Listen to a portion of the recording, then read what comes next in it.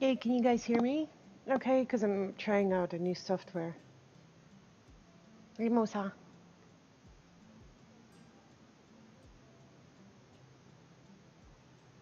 Alright, I guess he can. This is good. Can you hear the music?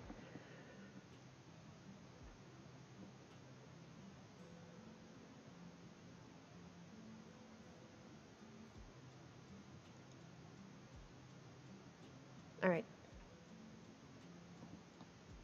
Ta everyone.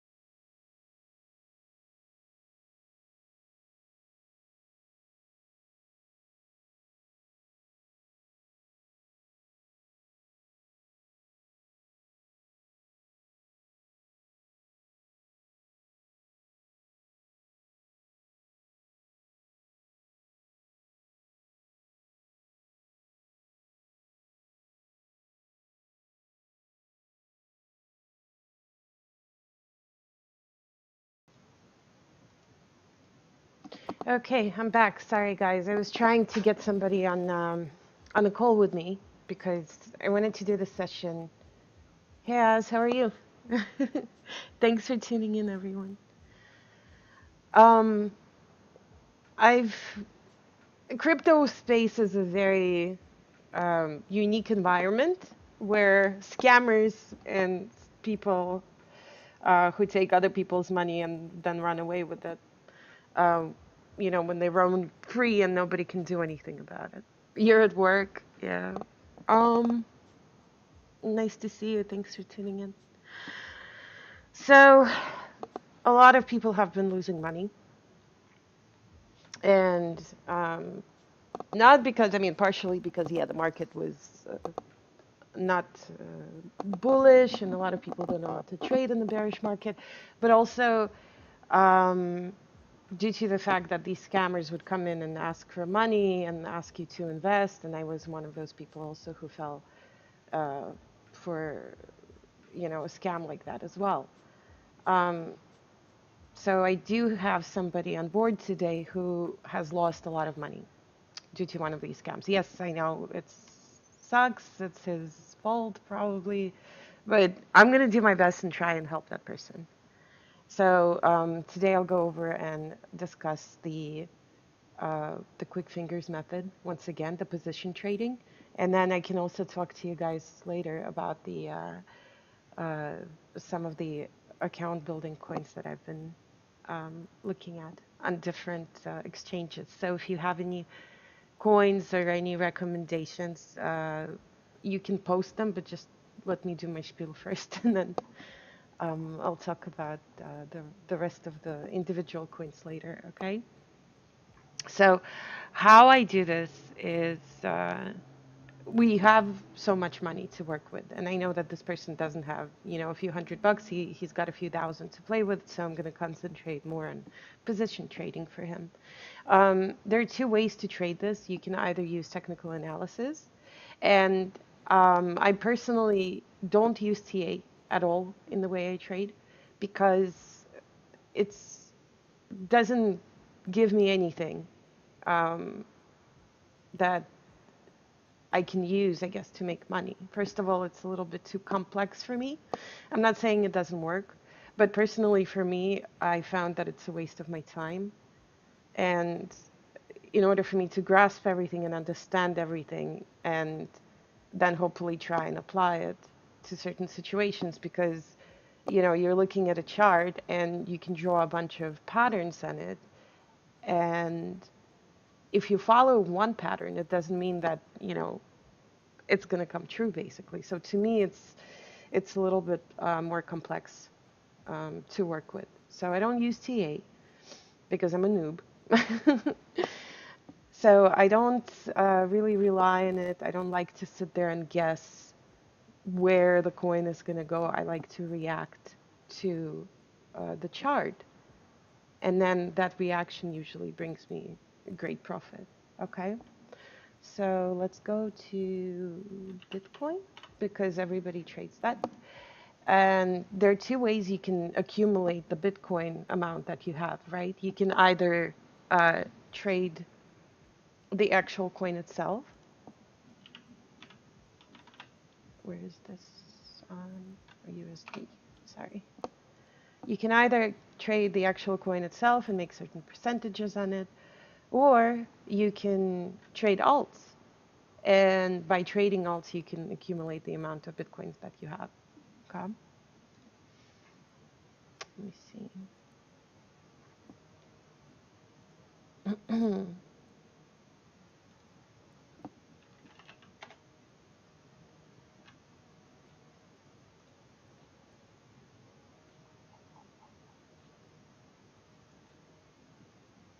All right.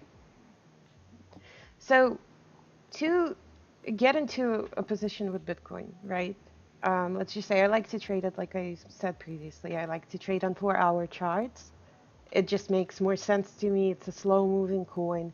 And if I really want to make good percentage gains, I like to wait before I get in and start nibbling. Some people trade on 1-hour charts, which is also fine. Some people even trade on 5-minute charts, but I personally avoid that because it's too much work for not enough money. Okay.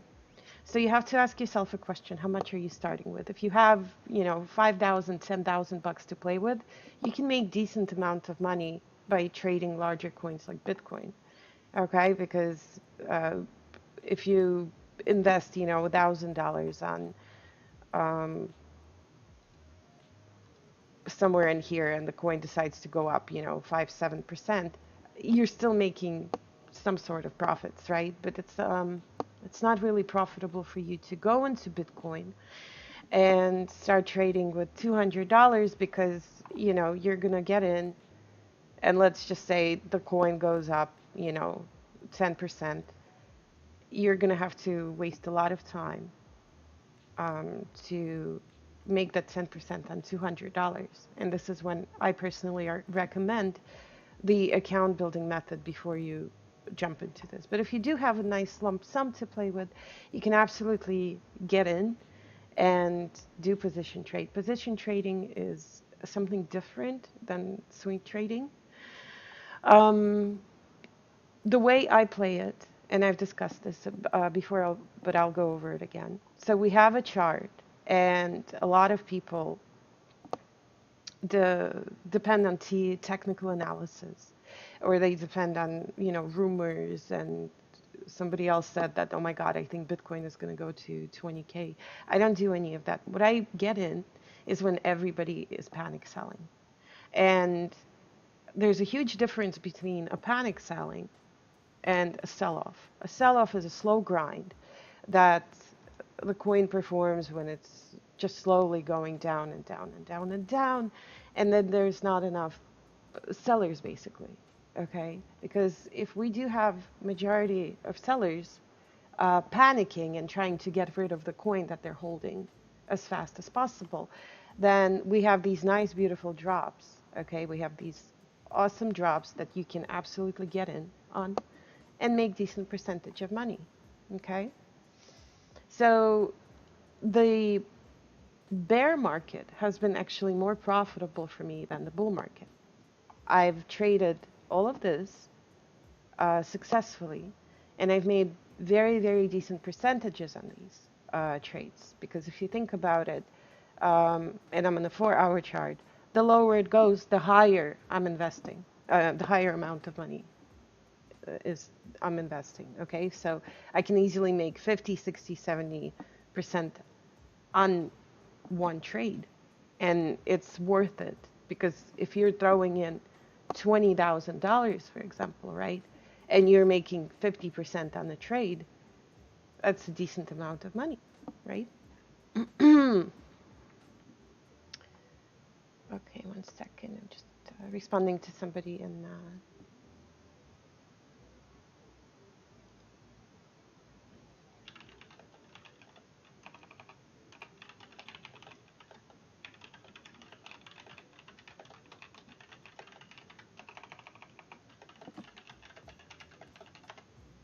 Hey, BB, how are you? Hey, that's awesome. Yeah, I know, guys. Oh my God. I'm sorry. I didn't think you're the only one having problems with the internet right now. Um, if you can't watch it now, obviously, you can rewatch it later. And then just message me because, I'll always answer you. So,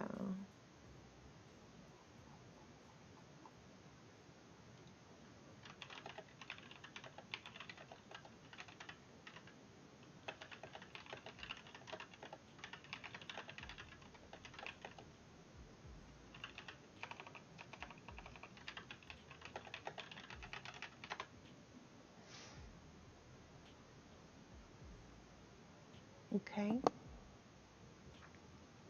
Hit BTC is down? Are you serious? Oh my God. Let me see.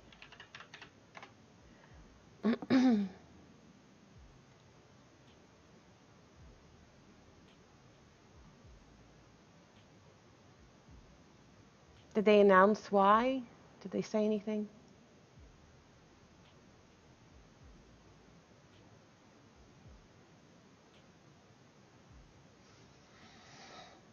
Mm.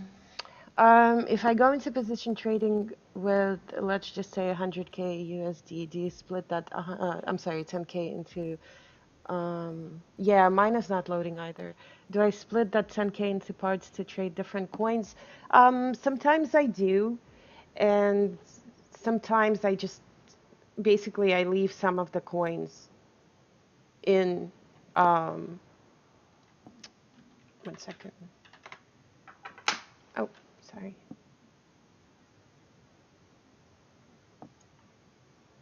Sometimes I do leave a nice amount in USDT, okay? I'm gonna show you my Bittrex account right now. Yeah, I know. I don't have a lot of money on it, but it's just the money I use to trade because the rest of my profits I usually take out and put them in my cold storage. But at least you can see what I'm working with, you know. So, 1 second.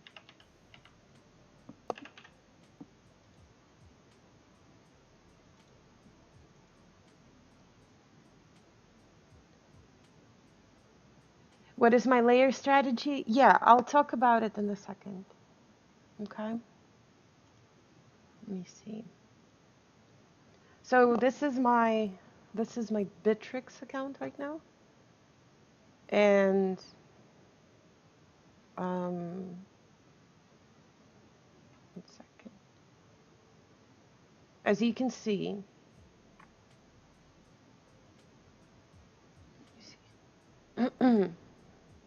okay, this is my Bittrex account, and as you can see, that majority of my money is in USDT. Okay, can you see this, guys? Yes, you can.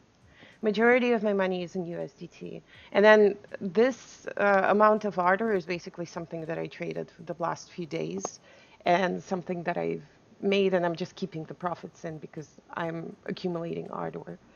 So I buy ardor on the dips, and then what I do is I keep the profits in and take my initial investment out. Yeah, this is like something that I'm trading with right now. If I really need to put more money in it, I'll put more money in it. And then, I do have the DMT. It's just a coin that I need to sell off this part right here. I've been trading DMT Ethereum pair. So it does help, uh, just to increase the Ethereum stack basically. And then, I do have a little bit of BTC in here because it's something that I've made from the swing trades, basically, the position trading. And this is what I'm keeping in here as free profits, okay? But like I said, majority of my money is in USDT, okay? And I do have other exchanges right now that I'm trading on, so this is not, this is not everything. Anyway, it's just something that I'm playing with right now on Bittrex. This money is more than enough for me to do the trades.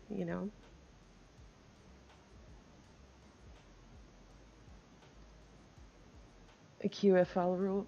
Yeah. No, it's fine. I mean, I got nothing to hide, honestly. So, anyway.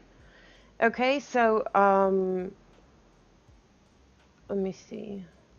So going back to this. So the way I would trade, okay, is, for example, I want to, because you have two options. You either want to increase your never show your balance. John is going to invite you to his server again. No, I'm okay. I don't want to come into his server.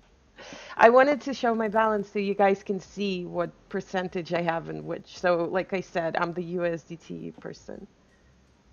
Okay.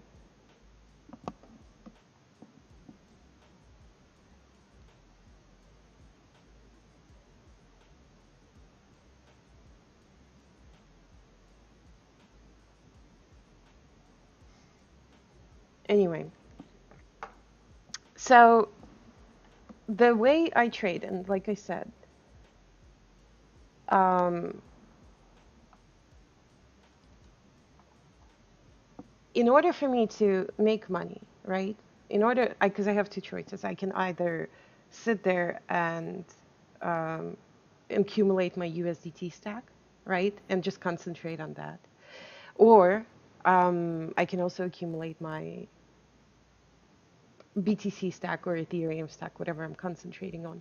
Or, oh, thank you for following, Vinag. I appreciate it. You can just hold, yeah. Anyway, guys, hold on a second. I'm trying to like cover a bunch of things here right now. So, Let me see. Okay. So the way I personally trade, okay, the way I personally trade is I want to accumulate bags and bags of coins, right? Because I'm in crypto long term. And the way I accumulate coins is not by investing my own money. I mean, essentially, I do. But what I do is I invest, let's just say I invested $100 over here, right? And by the time I sold, I was 40% in profit. So what I do is I leave $40 worth of free coins that I've traded from my 100 bucks that investment in the coin, and then the initial investment I take out. Okay, and this is exactly how Quick Fingers Luke trades and teaches you how to trade. Other people, when they're just building up an account, or like in the case of my friend right now who's lost a lot of money to a scammer, he wants to rebuild his trading stack and probably, gain some money back. I would personally recommend ignoring, don't FOMO in here anywhere, but only trade the cracks, okay? Only trade the dips because all you have to do is ignore the green and concentrate on the red. And if the coin is at the moment is not doing what you want it to do, right? For example, if the coin continuously goes up and up and up, the only thing that you need to trade is the dip. Okay? Ignore everything else. That's also a way to trade as well. So it's your choice essentially at the end of the day, which way you want to manage your money. So if I would be the person who's leaving the profits in because I want free coins, I want bags of free coins, and my stack of money that I have in trading stack, which is my USDT stack on Bittrex, right now. This is the money that I use to get into these coins, right, and trade them, and then at the end of the day, take my initial investment out. For example, I've traded BTC and I bought in over here, right? And then at the end of the day, or whatever, week, 2 weeks, I've made, you know, 39, 40%, right? So that 40% I can leave in the coin, or you can leave less, you can leave 20% profits in there. And the rest you can take out and put it back into your trading stack, okay? It's not going to hurt you because essentially the coins that you've made from this particular trade, your profits, they're not really your money. It's the money that you've made by buying somebody else's cells, okay? And this is the beauty of it, and this is why I always tell people not to sell at loss, not to sell in red, because I'm probably am going to be the person who's going to come in and scoop up all of your coins, okay? All right. So the safe way to do a position trade is not to get in when the coin is dipping, right? So right here, um, although I did trade this, but I didn't see a very safe base here. So let me go back to where we had nice, strong bases basically over here. Okay. Um, what I'm looking for is previous support. And we do have a nice support over here.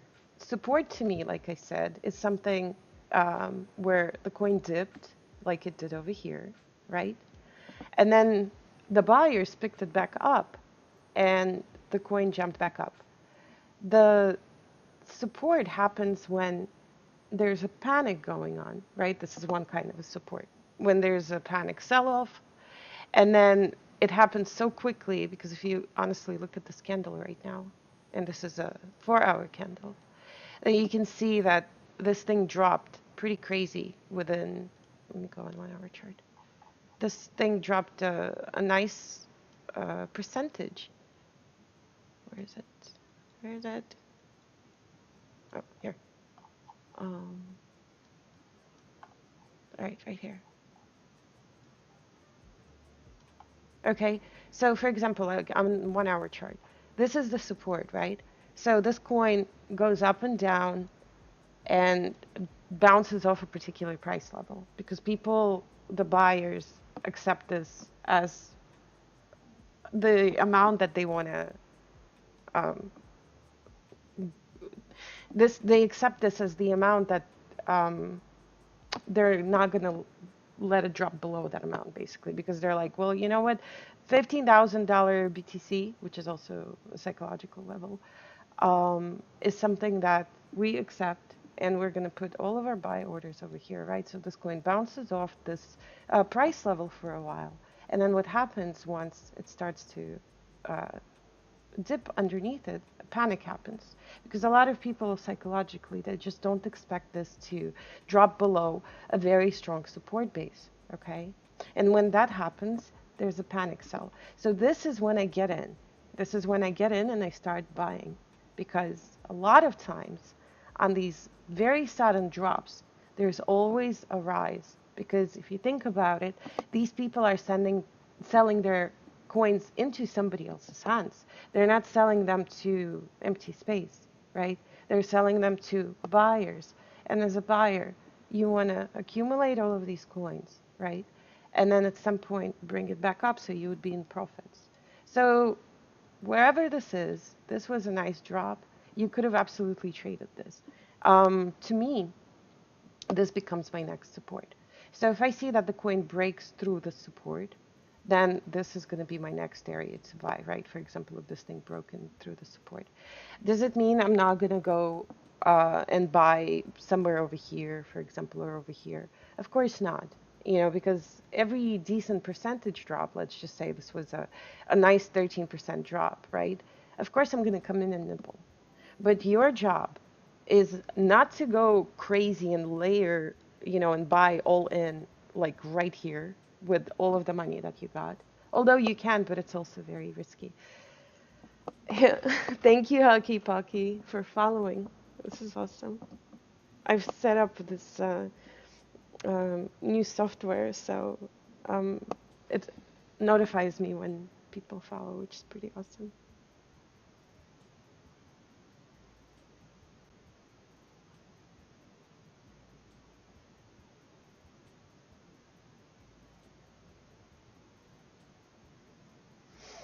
1 second, I'm sorry. Anyway, okay. So your job is to layer. So if you have $10,000 to play with, what I would do is the lower the coin goes, the more you're going to layer. And the reason for that is that you can actually essentially perform a very safe trade. So let's just say the coin decided to go, you know, it dropped 9, 10%. Are you going to go all in? Absolutely not. What I would do if I had $10,000, I would probably go with about $500, $700 in here, okay? And then just sell it on the bounce. And this is where the selling part comes in. You can either, you know, because essentially if you would have bought over here, you can sell 10%. At 10%, I mean, you can sell all of your money and just ignore this whole mess completely and just get in on the next juicy drop. Or what you can do is sell your initial investment out and keep the profits in. We're not looking at this section right here, okay? We're making profits off the drop, and a lot of times what happens is once the coin tanks, then it does go back up and touches the previous support level, which becomes resistance. Okay, so a lot of times what it can do is, let's just say, you know, the coin is doing this, then it drops through the previous support. You buy over here, and then by the time it goes up, uh, it bounces off it tests the previous support, which becomes resistance a lot of times, and then it might continue to tumble down, or it might go up. But we really don't care about this. What we care about is this particular section right here. This is where it's a safe spot for you to sell your profits.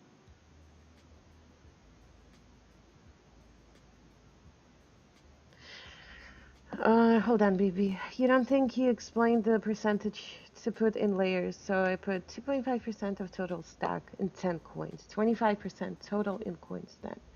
Okay, if all coins drop, then I need another layer. Yes, you do. Yes.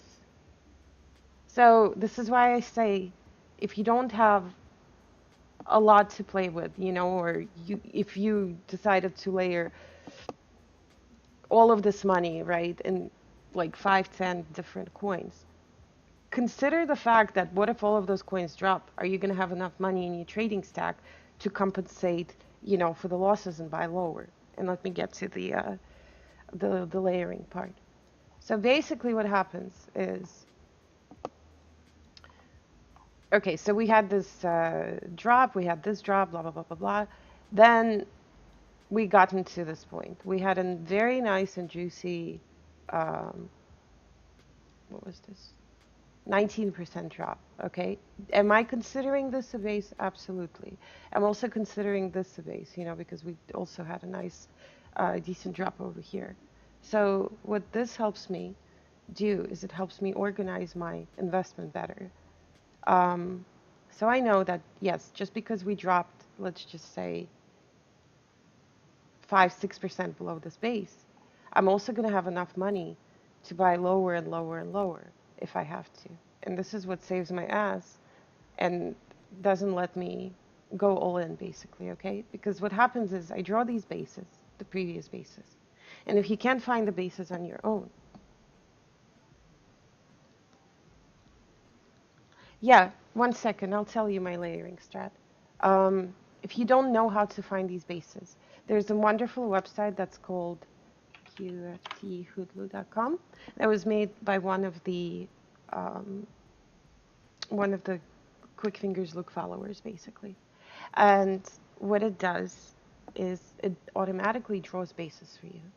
So you're not buying at the base, you're going to buy below the base. You can absolutely buy somewhere over here, you know, or I don't know. I wouldn't buy anywhere. I would probably buy a little bit over here. But these are the absolute safest bases you can possibly find, okay? So if this coin decides to drop underneath this base, you know that this is a good spot for you to buy. So let's look at BTC. Let's look at USDT, BTC. Okay. So this would be our base to play off in case this thing decides to drop lower. In case it doesn't go lower and it decides to go up and dip from that point on, this software is going to establish a new base for you, okay? Because like over here, see, it went up, didn't break this base, but we had a nice bounce over here.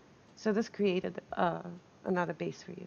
And then we broke underneath this base and we're going to play off this base. So anywhere in this section would be a safe place to layer, okay? And then if this thing decides to go lower like it did over here, this was my previous base to consider, okay? Because this was the closest base to this price level, basically. We broke it, and then this would have been a good spot for you to trade off, okay? What was I talking about? Right. So I was talking about my learning experience a few times when I've done it on Ethereum. I'm just going to show this example right here, where I decided to go all in. How many coins can you play then? Listen, you're not concentrating on what's important here, okay? You're concentrating on stuff. You want to try and get into all kinds of coins, okay?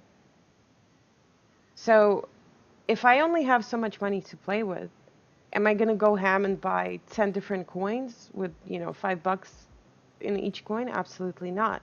What I'm going to do is I'm going to trade one coin. Yeah, it's going to take time, dedication, and patience, but at least, you know, if I'm going to trade these little swings on one coin, for example, my $200 is going to, you know, make me money. So for $10,000, if you were asking me how I would layer, I would say, depending on the percentage drops, okay? So for example, we have this 50% drop that might possibly happen, okay? What helps me to prevent myself from going all in and from losing money on these trades? Because essentially, when the coin is going down, you really don't know where the bottom is, okay? You don't know when the sellers are going to stop selling and will exhaust themselves, because all of these red um, candles, essentially it's nothing but the sellers are selling. Okay, so when the sellers are done selling, then the buyers come in and pick the coin back up. So it's just an argument between the buyers and the sellers, which is fine. But your job is not to, sit there and find where the bottom is, because essentially you don't even have to worry about it. What you have to do is protect yourself from going all in, for example, over here. Because right now, yeah, we know that, what was it, 10.3 was the bottom over here, right? 10.4. But maybe this coin would have dropped all the way down to 6K over here. How would you get out of that situation,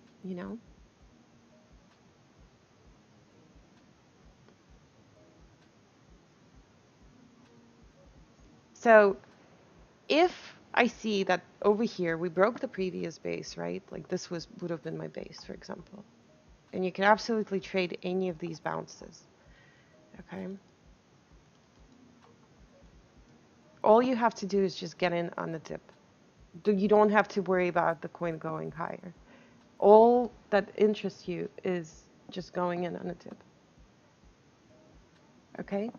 So for example, you've traded all of these dips, right? So this was wrong tool, 1 second.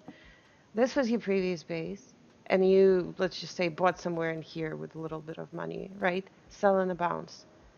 So this would be my next base, right? And this thing dipped, let's just say, a few percent underneath the base. You can absolutely trade this, but you're going to make very little on it because you're not counting on it going up like a lot of people do, right? You're looking for these drops and you're making your money by trading these drops alone, okay? So then we had this drop. We had a nice percentage drop. You could absolutely trade this. And then this coin decided to go through that's previous base. 1 second, I'm covering it. This coin decided to go through the previous base, right? So does it mean that I'm going to put my $10,000 everywhere, here, here, here, here, here? Absolutely not. These little drops, okay, the insignificant drops, and you guys have to keep it in mind. Um, You were buying the pumps and selling every dip. Good job. I probably scooped a bunch of your coins. Thank you. Well, maybe you want to redo your strategy a little bit, okay? Because essentially, look, every drop underneath the previous support base, and it's very easy for you to establish a previous support base, okay? Um, the way I look at the bases, and you don't even have to uh, consider this kind of base a base, is, for example, this base would be when the coin drops, bounces off a particular support for a while, and then this thing decides to break through the base and tank. This would be a safe area for you to buy. It's very easy to spot on the map, okay? 1 second, let me get rid of this.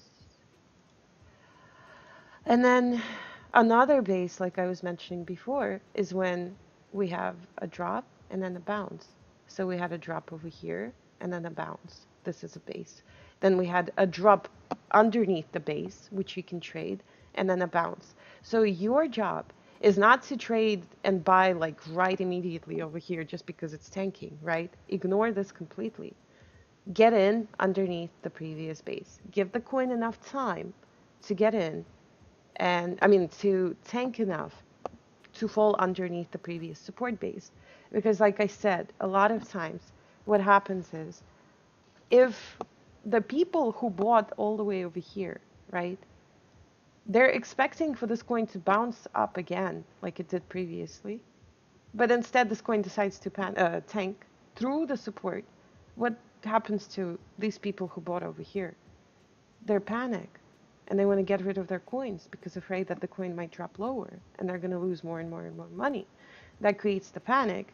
This is when people are mindlessly selling their coins at a cheaper price to avoid larger loss. This is when their emotions take over and they're afraid. And this is when you have to come in and scoop up all of these coins to make money on them. Okay? Because what happens is normally, especially on coins like BTC, Ethereum, other popular coins like Neo, Litecoin, when there's a huge panic going on, there's always enough buyers standing by, waiting for the appropriate price to get in and bring this coin back up. Okay? So we had a small panic over here. Yes, I would consider this a base. Then we had this little tiny weak base. And then we tank through this base, and this would be my next support, right? So the lower the coin goes, we had, let me see, this was, let's just say, a 5% drop, right? Does it mean that I'm going to put my whole $10,000 just because this thing dropped 5%? Absolutely not. I don't know how low this coin was going to go, okay?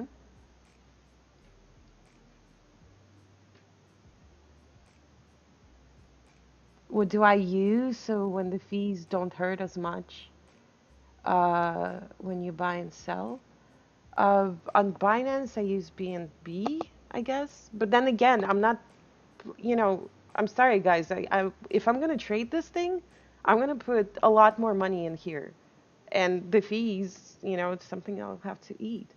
But if you only have so much money to play with, we are going to talk about account building, which is um, a completely different way to make money. Okay, this is just for those people who can throw in $10,000, $20,000 over here, and then make, let's just say, 20% on $20,000, and then they don't care about the fees.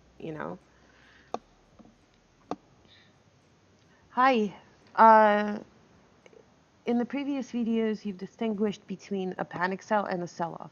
I'm a little confused. If you identify a base and you layer in reference to the current base and the past bases, since you have pending buy orders set all the way down to the bottom of the chart.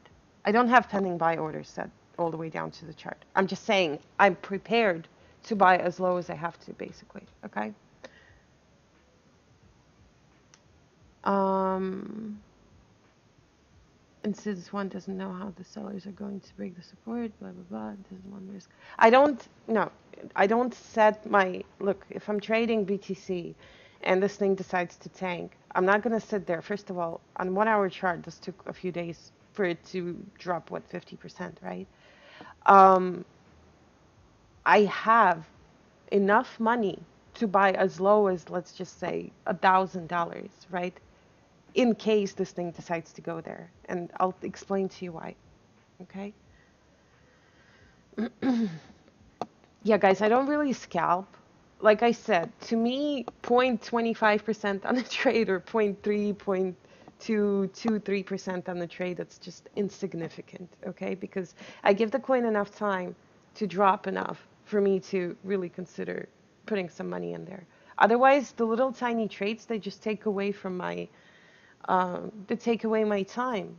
And I'm gonna sit there with $500 over here and make 2% on $500. It just doesn't make any sense to me. Anyway, um, so this is a trade that I would probably take. But the thing is, the smaller the amount, right? If we dropped 5%,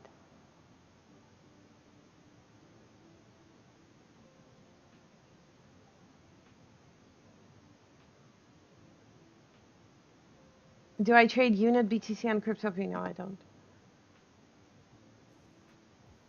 I don't understand the point of scalping. I mean, some people scalp and they scalp very, very nicely. I do know a few people who just sit there and do that.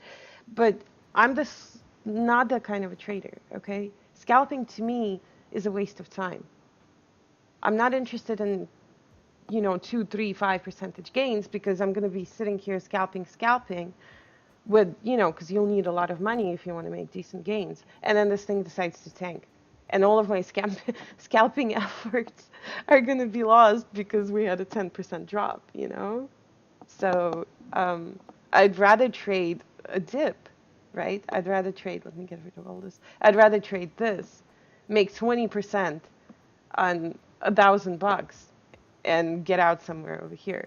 You understand? Because spending 2, 3 days doing this mess right here, and making the same $200, it just doesn't make any sense to me. Okay. Listen, I understand that people are antsy and they want to get in, and if they spend a day without making a single trade, that means, end of the world, they're bad traders. I don't, blame them for that. But I'm the kind of a person that likes to trade efficiently.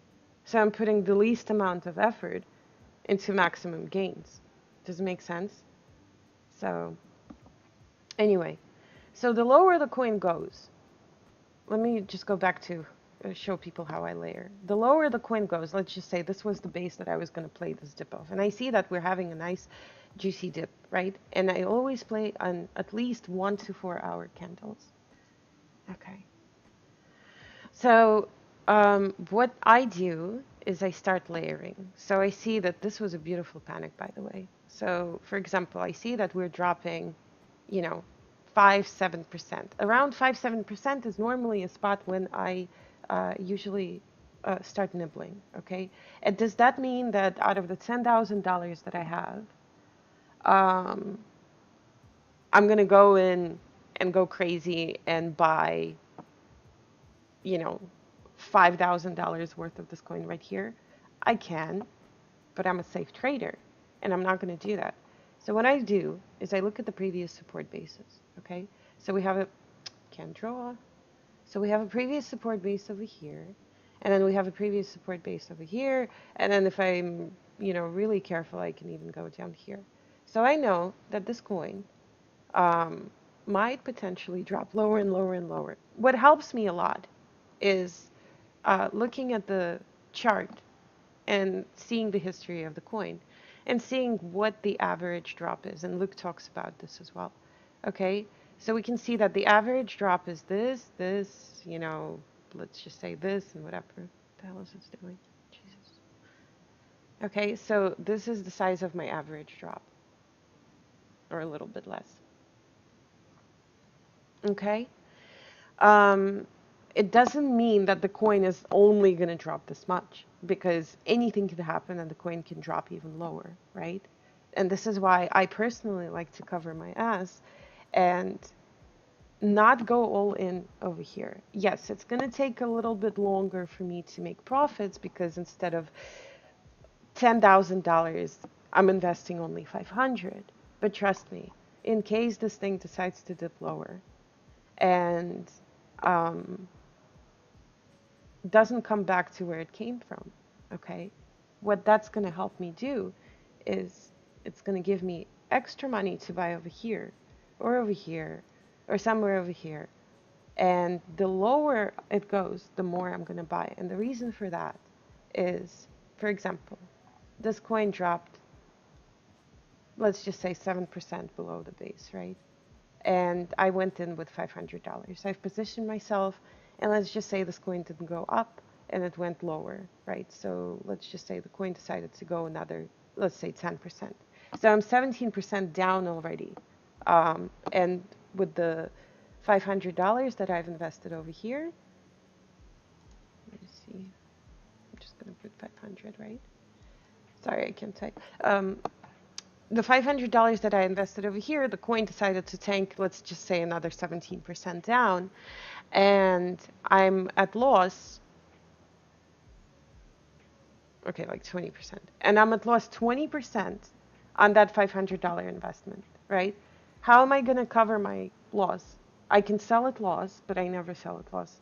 I can do a stop limit. I never do stop limit, because there are stop loss hunters out there who will take all of your money, and I avoid that like plague. What helps me to cover this thing, okay, and probably make a little bit more money, is when I see that the coin is continuing to tank, right? And it might do this and then continue to tank lower, like it did over here. Actually, you know what? I'm just going to use this advice. So for example, this coin dropped and I bought 500 bucks over here, right? Like this is my spot. And for whatever reason, I AFK'd for 2 weeks and this thing decided to drop even lower, right? And let's just say it went down here. Am I going to sell at loss over here? Absolutely not. What I'm going to do is I'm going to invest $1,000 over here on the next panic.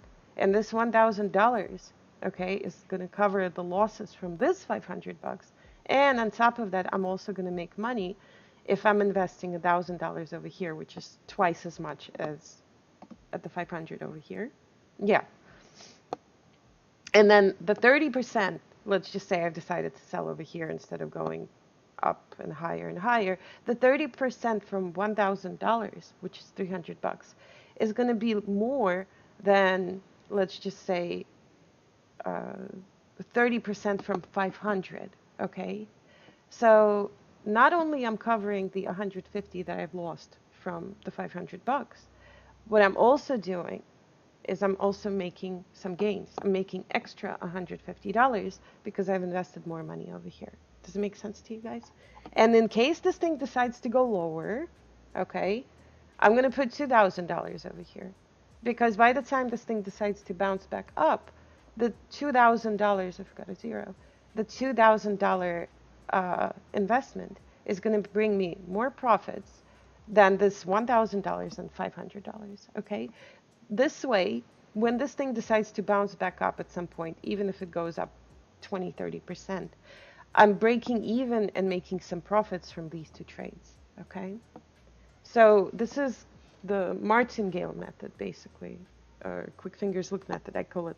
You know, you can relate martingale to it. The lower it goes, the more money you're throwing in there. The difference between a panic, and it only works on panics, okay? If you want immediate results, if you want immediate quick gains. Um, your job, if you want to trade this way, is to discover and establish your previous support bases. And like I said, previous support bases are these guys, right? And like here we had a previous support base, you know, you could have bought anywhere in this section and the coin would have bounced. So same thing over here. This would have been a support and then we tanked through it. And then let's continue on. Um, you know, here was a previous support. You could have purchased this. Even here, you know, we had like a little tiny drop underneath the previous support. Okay, this was a support. This was a support. Um, and then, of course, we have this right here. I wouldn't trade this, honestly, because to me, this would be a dangerous trade. And like I said, you guys are not coming into a coin expecting it to go higher than, you know, where it was before. You're getting into the coin when it's panicking through a very strong support, okay, wherever that support is. And then this is a safe area for you to get. And you ignore this whole thing completely.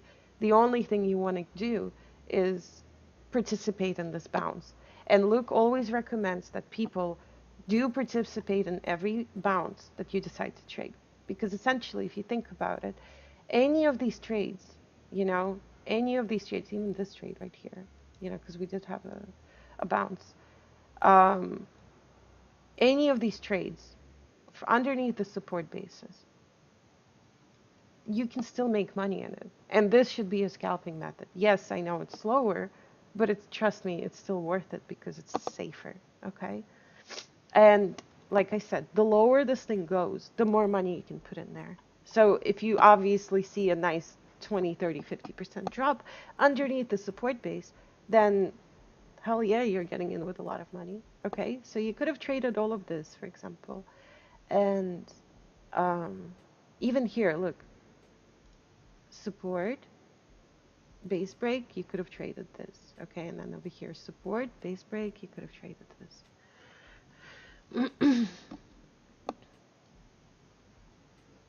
I use alerts. I do set alerts usually at the base, okay? So on CoinG, it's very, very easy. Crap, I'm sorry. On CoinG, it's very easy to set alerts up. So let's just say I've established my base. And what I do is I take this thing. I'm going to have to get water because I can't talk. Well, confirm alert. Where's my alert?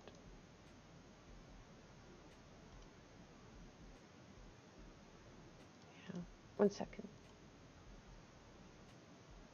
I don't even know where my alert went. Oh, it's right here. Okay, so this is my base, right? Like I'm zoomed in and whatever. This is my base. What I do is I drag this alert to the base, and then that's it. I set up an alert, and then it goes to my phone, or if I have my laptop or computer open, it usually see like right now it's making noise. And then that notifies me, and then I run to the computer and I'm like, oh, okay, look, it says BTC USD. Uh, there was an alert that went off, and we broke the base or whatever. Okay. So once we at the base, usually, because I set up my alerts a little bit, around the base, and because I'm on 1 hour chart, it really doesn't matter to me where exactly I'm going to set up an alert. I can do it a few bucks higher or lower. It doesn't matter, because trust me, if I see that, BTC reached a certain price level, then I'm going to sit there and watch it. And then I decide to see what's going on. I'm like, oh, cool, it's tanking. Okay, I'm going to sit here and keep an eye on it. Or if I don't want to do it, if I'm busy, I can set up another alert, and I can do that, um, let's just say 5% underneath the base. I take my measuring tool, and then I'm like, okay, look, I'm going to set another alert. Let's just say 5% beneath the base over here. So this would be my next alert. So by the time this thing gets here, which is going to take a few hours, obviously, um, then I'm going to be like, okay, this is where I want to get in. Okay. But normally I set it at the base, and I keep an eye on the coin. And if I'm actively trading it, um, I really need to see what's going on. And are we panic dropping, right? Like we did over here? Or are we slowly, keep using the wrong thing, or are we slowly crawling down? Because if, for whatever reason, we didn't panic drop through the base, right? And this is the difference between a sell-off and a panic. If for some reason we've gotten to the base and then the coin decided to do this, to me, it's not interesting. I'm not going to sit there and trade it because this is a sell-off. There's not enough panic going on. And like I said, guys, what makes me money are these panic drops, okay? All of these panic drops. All of these nice, beautiful panic drops. Because look, after every panic, there's a rise.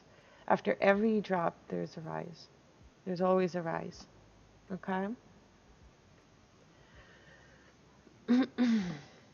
You found a good coin for your patience that bounces. That's awesome. Okay, 1 second. Guys, give me a few minutes. I'm gonna go grab water, okay? Because my mouth is getting dry again.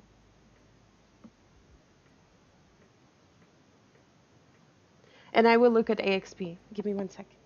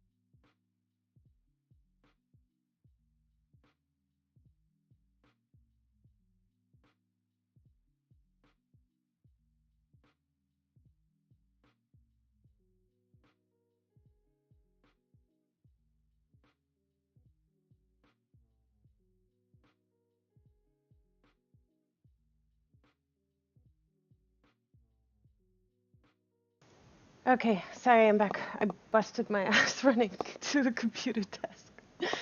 Ah, that was funny. Okay. Listen, even BitConnect had a rise, trust me. I'll show you the coin that I've traded. The Centra coin. I've made close to 200% on it. It was pretty insane.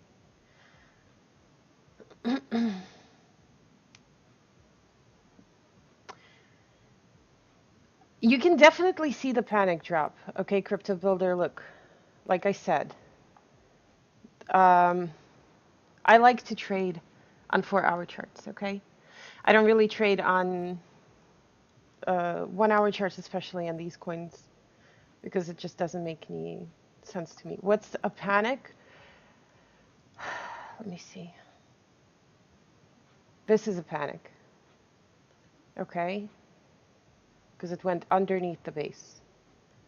You're looking for a panic under the base, not just a panic, okay? Because I wouldn't, well, I mean, I could, but I wouldn't buy anywhere over here. I would buy underneath the base, okay? What's a sell-off? This is a sell-off. This is a sell-off. You see how short the candles are? A better, let me see. I'm going to go back to ADA. Let's just say Binance. Okay, 1 second. Ignore this, ignore this. Okay, you see all of this? Like right here? This is a sell-off. Okay? This is a sell-off. The candles are very insignificant, okay? Although we did have a nice panic over here, but most of the stuff is just a sell-off. There's an argument between the buyers and the sellers here, and there's just not enough sellers. They're not panic selling. We need them to continuously like sell, sell, sell when they don't even care about what price they're selling it at. How it looks on the order book is if you look at the stuff, you'll see that the order book on the seller side, a lot of times they're not putting big orders at certain price levels, right? Because look at, like, for example, at 3181, right, or whatever, 3180, there's a nice sell wall. What does that show to me? That shows to me that these people here are not worried about this coin dropping lower. They're like, you know what? I bought it at the bottom, and this is where I'm going to sell it because I want profits. Okay? When they're selling, when there's a huge sell-off going on the order book, what happens is all of these sellers, instead of placing their sell orders here, here, here, here, here, what they're doing, this is not even panic. This is just somebody selling off this much money at this price level because they're comfortable with this price. They're like, we find this price acceptable. We're not going to allow the buyers to get all of my 2.65 BTC order at cheaper prices. What I'm going to do is I'm going to let it sit over here, and I'm going to let the buyers come to me. When the sellers are panicking, they're eating through the buy side of the order book, okay? They're selling this 10 BTC or whatever worth of coin through the order book. So this is what causes these large candles, because like over here, the sellers didn't wait for the buyers to come and get the coins at a certain price level, right over here. What happened was they're like, okay, screw this, I'm just going to sell. So they've made money, for example, over here, and then they're deciding to sell. So what they're doing is they're taking their order and they're market selling it down the order book. Okay?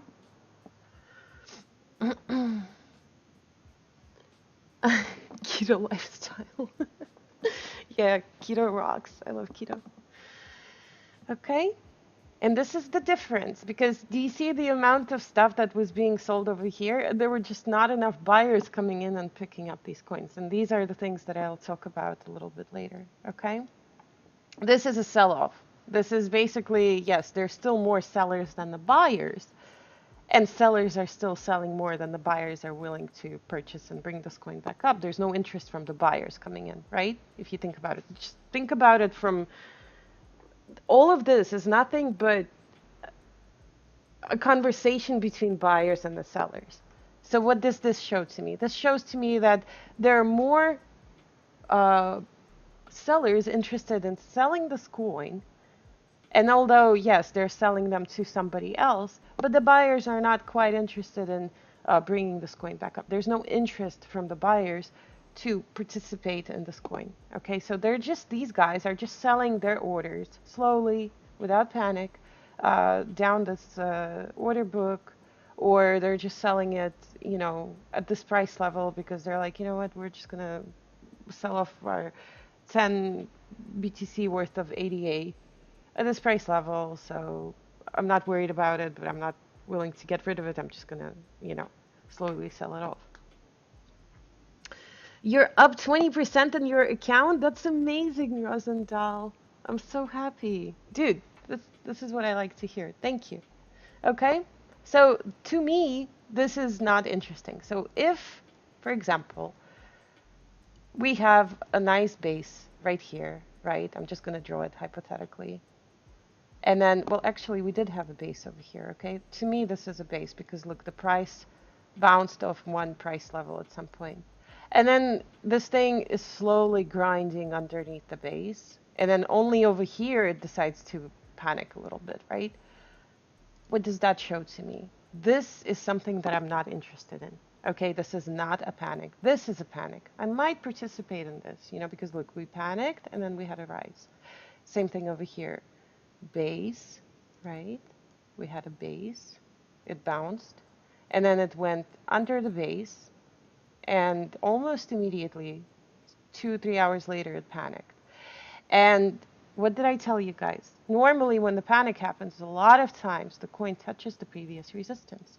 So you could have bought anywhere in this section right here, and let's say the percentage is probably going to look like crap, but and you could have, you know, hey, you could have made 4 or 5% on this, okay? So this is easy. If you really want to scalp, don't scalp based on, oh my God, I think this coin is going to go up, you know. Scalp based on this. Find your little base. You know, you can easily make, you know, 2, 3, 5% on this. And just sell on the initial bounce, you know. Give it 2, 3 hours, make 5%. Okay? And then next thing you know, this coin decides to move. Okay, so we're going to look for another base. So let's just say, was this a base? Maybe, you know. Let's just say this was a base, base, base, base, base. I don't really see anything here.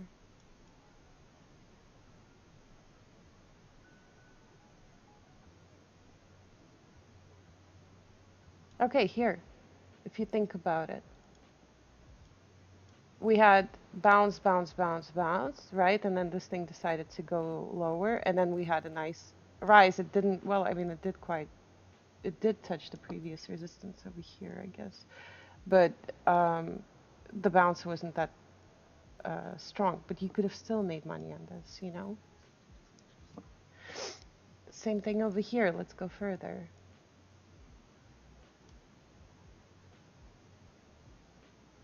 Okay, so let's just say this would be our base, right? Somewhere over here. And then we had a bounce, a drop underneath the base. This was like very, very weak. I wouldn't even touch this. But yeah, we did have a nice rise. Okay, but this was more of a sell-off than a panic. There was some panic in here, but it was more of a sell-off. Okay. The reason why I don't like to touch these kind of sell-offs, okay, when there's really not strong panic going on, is because in situations like these, when we do have a nice drop, okay, for whatever reason, and you decide to buy underneath here because you're like, well, I mean, this looks better than it did over here, is there's really no bounce, okay? So you can probably break even somewhere over here, but a lot of times people get stuck in a coin, and this is the problem. Even here, even here, I wouldn't sell at loss. Even if I would have bought somewhere, let's just say I've decided that this is my previous base, and I would have purchased somewhere over here, and the coin never bounced all the way back up and decided to go lower. What am I going to do? I'm going to buy somewhere over here and over here. And the beauty about this method is the lower you buy, the more coins you can get for the same price. So, like I said, if I would have invested $100 over here, and then I'm whatever percent at loss, with the same $100, I can get more coins of 88. And yes, I can probably sell somewhere on this bounce, or this bounce anywhere over here. Okay, and uh, this will help me somewhat compensate for my losses from over here. Yes, I'll talk about the order book in a second. I'm still talking about the position trading, so let me talk about this because people confuse position trading with account building. Okay, account building is a completely different thing. Anyway, but the reason why I really like to work off the uh, 4-hour charts, um, this was a nice long panic. This panic lasted for, we had a 19% drop underneath the previous base. This would have been really good. The reason why I really like to work off the 4-hour charts is because it gives me a clearer picture. And I'm not interested in these small percentage gains, okay? I'm not really interested in all of these little small percentage gains. What I'm interested in is putting a lot of money into BTC, for example, if this thing decides to um, tank, because you could have essentially traded all of this, but it's a lot of work. And I'm a lazy trader, okay? So what I do is I wait for these nice drops underneath previous bases, like we did have over here. I've traded all of this, we had a base over here. Um, then we also had this base right here, which was a very, very strong base. And then let me get rid of this. And then we also had a nice base over here. It just gives me a better perspective because trust me, when I get in on these large bases, just for my own sake and safety of my mental state, um, what question is it? One second. Hold on a second. I'm sorry. Um, oh, sorry, I missed your question. I assumed you had a pending order set up way below the base, so you use alerts. At what percentage do you set up your alerts below the current base? What's your methodology in setting alerts? Where exactly? I feel like I'm being interrogated. Uh, where exactly below the current base do you set alerts? And when do you get the alerts? How do you buy in? Do you buy into the ask or do you just put a buy order in the bid? Okay. Let me give you an example because I see that you're confused a little bit. For BTC, okay, for BTC, like right here. Um,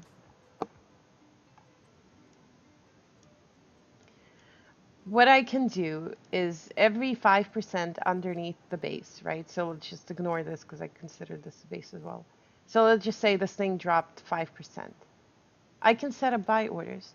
And like I said before, um, there's two different ways to trade. I'm a little bit more experienced and I feel the market a little bit differently, but for those who are just starting, do not be afraid to layer, okay, and set up your buy orders because it's also possible. I was talking to a person and we traded the same thing. Essentially, we traded the same dip from February 6th, okay, this thing. And I've literally made two purchases. I think I bought one over here, and then the next one I bought all the way at the bottom because I know when to get in, okay? Because I could see that there were more buyers than sellers, and I was looking at the volume, and basically the volume was insane. The sellers continued to sell off their coins in panic. But what happened here, you see how we have this 32 BTC order? All of these orders were being set up on the buyer side. So although the sellers continued to sell and panic and sell and panic, they were selling it into these buy orders. So what did that show to me? That showed to me that, wait a second, hold on. these guys are willing to buy all of these huge sell-offs at this particular price. I mean, the buyers are not stupid, you know. Uh, there's a reason why they're propping all of these uh, order book orders with their large orders, because they've decided to um, find this price, whatever 6K, acceptable, okay, and uh, they've decided to bring this coin back up after a while, because the amount of stuff that was being, look at these huge volume candles. You see how large it is? The stuff that was being sold off was just an enormous amount. And these huge buy orders were coming in. They weren't buying through the order book to bring this coin up yet. They were accumulating it at this particular price. Okay? This is what I meant when I said when there's a buyer coming in and they're setting their huge buy order for sellers to panic sell into that order, they're establishing this price level as acceptable price level for them. Okay? They accumulate the coin and then they bring it all the way back up to where it came from. Okay? So the way I traded this, I literally put two orders. I put one order over here, and then I put a much larger order at the bottom, because I've looked at the order book and I'm like, hold on a second. These guys, there's no way they're going to buy all of this BTC, you know, and not bring it up. And this is exactly what happened. But if you don't look at volume at all, if you ignore that, and it does take a little bit of practice and understanding of the mentality of the buyers and the sellers, and I don't expect everybody to. Um, Hardly Difficult is now hosting me. That's so awesome. Thank you. Um, what does it mean, people? I'm a noob when it comes to. I'm a noob when it comes to Twitch. I'm sorry. Anyway, so the reason why I only put two orders is because I know how to wait, okay? People like BB Bonnet, I know him, and he's gonna probably layer 100 million times in here, and then probably sells the 100 million times in here, which is also fine, okay? Thank you, Hardly Difficult, I appreciate it. Hosting means another streamer sends their viewers to you, usually after they stop streaming. That's so awesome, thank you, I appreciate it. So you know, people like BB, he's going to come in and trade the same thing, and we're probably both going to make money. But what he's going to do is he's going to layer everything like crazy, okay? Like everywhere. And it's also fine, because each one of these buys is a safe purchase, because essentially it's underneath the base.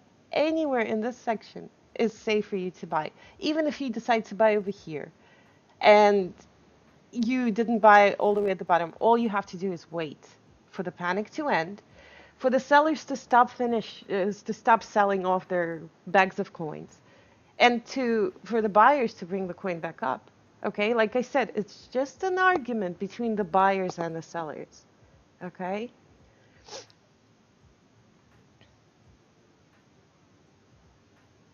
A sell-off looks different than a panic. You can literally see it in the chart. Absolutely. I've been, explaining it. A sell-off is something that there's just not enough sellers. We're looking for panic. Panic is when we have more sellers, much more sellers than the buyers. When the buyers can't even keep up with the sellers. This is a panic. Okay, this is a panic. Is this a panic? Not really. This is more of a sell-off. Yes, we did have a rise, but if you ignore the rise and if you only look at this portion right here, there was an argument between the buyers and the sellers, and there was a sell-off. Okay, this is a panic. Look at this. This is a very strong panic.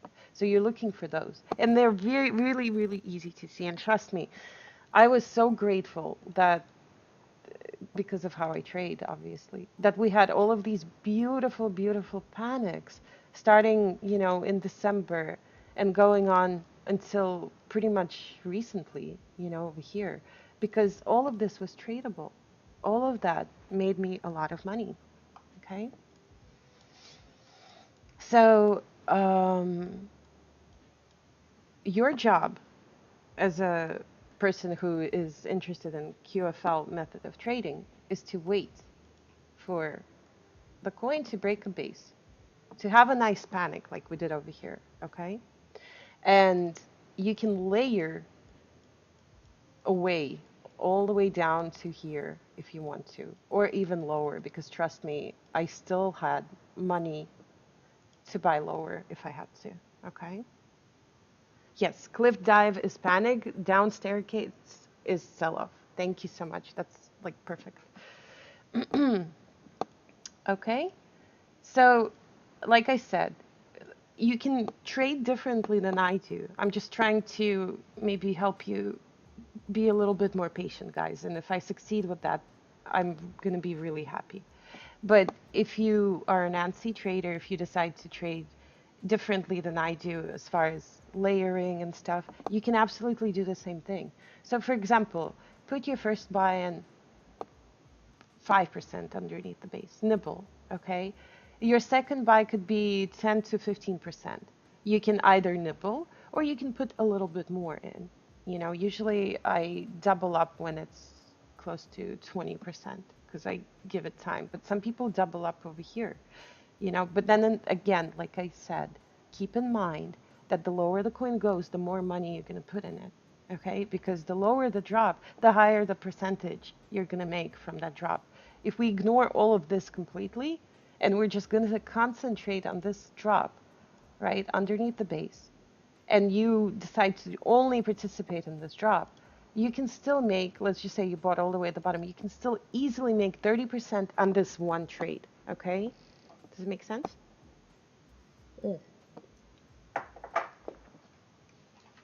And then the next time, all you have to do is wait for another drop. Okay? But this thing was just incredibly juicy for me. So I went full ham on it.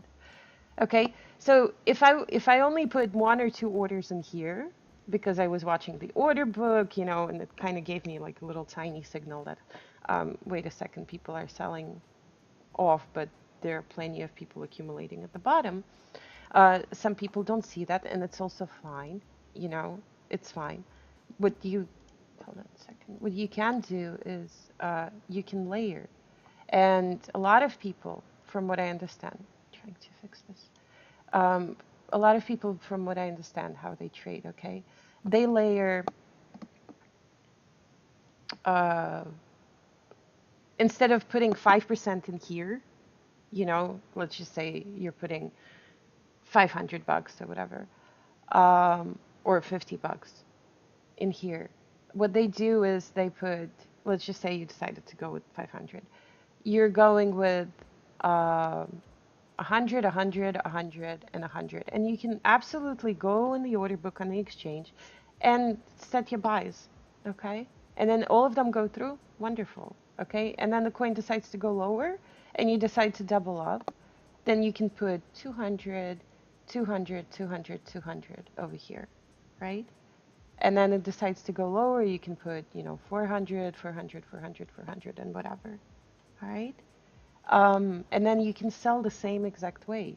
You want to sell these orders over here, you decide to sell, like, say, over here, right? And then these orders over here, maybe you want to sell them a little bit higher. And these orders over here, maybe you want to sell them a little bit higher. So your job is to layer yourself in here and position yourself in the trade, okay? Whether you're doing it like I do, which is doing one or two buys, or you can do 100 million buys as long as you have the money for it, okay? So does that explain, Chuksu? Does it explain it? Because I would rather, you know, you ask me these questions now because look, it looks nice and dandy on paper right now because we all know that this thing skyrocketed, right? But when you're in a situation where you really don't know, where is this? What's going to happen over here? And I did trade this, by the way. These were the few trades that I've done the last few days. So like I said, base, right? Because look, we had a drop and a rise. And then we had a drop underneath the base. And let me see, we went a whoopty 6% underneath the base. So, you know, I nibbled somewhere around this section. And then what did I do? I sold. I sold on top. I sold um, at the previous base, which becomes resistance, like I said. Okay. And I really don't know where the coin is going to go. And quite frankly, I'm not interested in knowing where the coin is going to go because I've gotten into a trade. I got out of the trade with 5% profits on BTC. And then I also did long because I also play a little bit on BitMEX. And I haven't been very successful at finding the spots when to go short because I really suck at that. But I have been extremely successful, like 90% successful in finding where to go long because, like I said, I usually know when to spot a bottom. Okay. So I can spot a bottom, and this is when I get in and just wait for the ride up. Okay. So same thing, over here. Do I know where this thing is going to go? Absolutely not. What is my next um, what is my next move on this coin? Well, I'm going to establish a base. So for example, this would be a very strong base for me. If I can only draw it straight, that would be great. This would be the next base for me, okay? So if we decide to break through this base at some point and tumble down, not sell off, right? Panic sell, then I would consider purchasing, anywhere between 7 to 10% below the base, depending on how low it's gonna go. For shorts, just do the same thing but upside down, I guess. I've been told to look at some RSI thingy, but I have no idea how that thing works. Somebody was trying to explain it to me for days, and I'm like, what is this RSI? It sounds like the name of a graphics card, you know? So, I don't know. I don't use indicators and none of that stuff. But I've been doing okay doing these longs, So I went X 10X, I think, on this one. So that wasn't so bad. But I didn't sell all the way on top. I freaked out, so I sold somewhere at the bottom.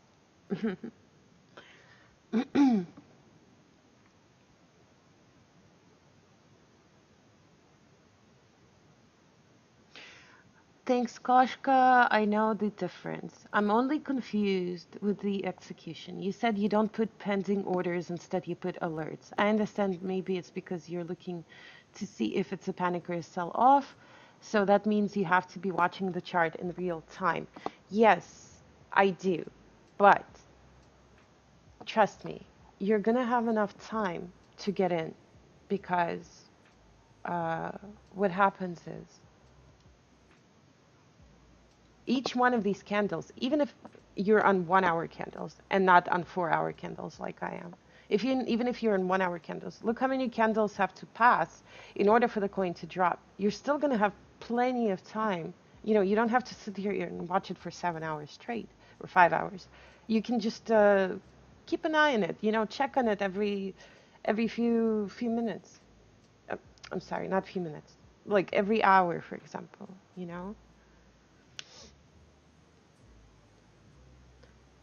You bought a nibble there, but not sold some. So you did a trade for 5%. I did long. I did BitMEX trade. So not the regular trade. Okay. For BTC, for Ethereum, I did regular trade, not BitMEX. Okay. So um, you don't have to sit here and watch it every 5 minutes, Chuksu, because like I said, look, it says 1, 2, 3, 4, 5. 5 hours have passed since this thing bottomed. Okay, so you got 5 hours. You can sit there and, watch a movie or something. How do I spot a bottom on BitMEX long? Like I said, guys, okay, let me see. I want to find you a good example, okay? Well, like over here, same thing. So we had a panic, right? We had a panic, and let's just say this was my base, or this was my base, or whatever. I was playing off this base, so I was waiting. So um, over here, you could see all of the stuff, right? It was being sold into somebody's hands. And um, how do you start getting into finance? Any books you would recommend or videos? Yeah, absolutely. I don't know about finance, but I can tell you that if you want to trade crypto, because we're talking about crypto right now, um, you can check out Luke's videos because this is the style of trading that I use. One second. I'll link you the videos.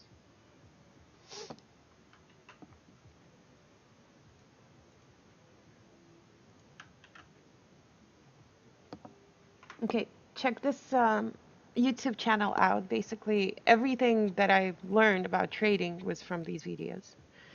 And he is amazing. This is, if it wasn't for his way of trading, I would probably be losing money. Okay, I'll talk about account building in a little bit. I just want to make sure that, you guys are good on questions and stuff. So what I usually see at the bottom or close to the bottom is um, in this situation, because we did have a nice big sell-off, um, the buyers became more interested in bringing the coin back up. So you could see that the buyers were no longer sitting on their buy orders, but what they were doing is they were eating through the order book, okay, on the sell side. So when the sellers are selling, they're going down the order book on the sell side, right? When the buyers are buying, what they're doing is they're going through the order book on the buy side. Shit, the other way around, on the sell side, okay? So what I've seen here is that the buyers were gearing up and going up the order book, and this is when I decided to go in because, like I said, after every panic, there's always a rise. Okay, so not only it was okay, we're underneath the base panicking, wonderful, but it was also okay, great that we got buyers coming in and purchasing the coin. So this was like a very, very nice write up. Okay, what do you mean, BB? Did I do the trade on BTC for 5%? I did that one for Ethereum, I think, and Bcash or whatever it's called. Okay, so another way to spot a bottom is, I'll show you. There was a spot. I'm going to show it on Ethereum, okay? And I think it was on GDAX, perhaps. Can you guys hear the music?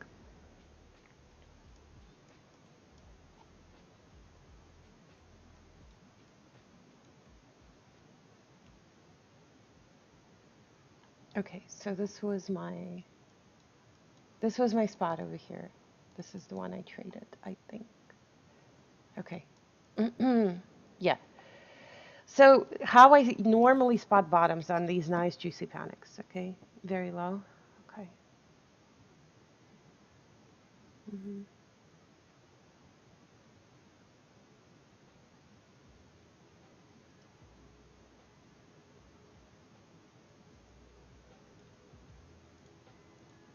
All right.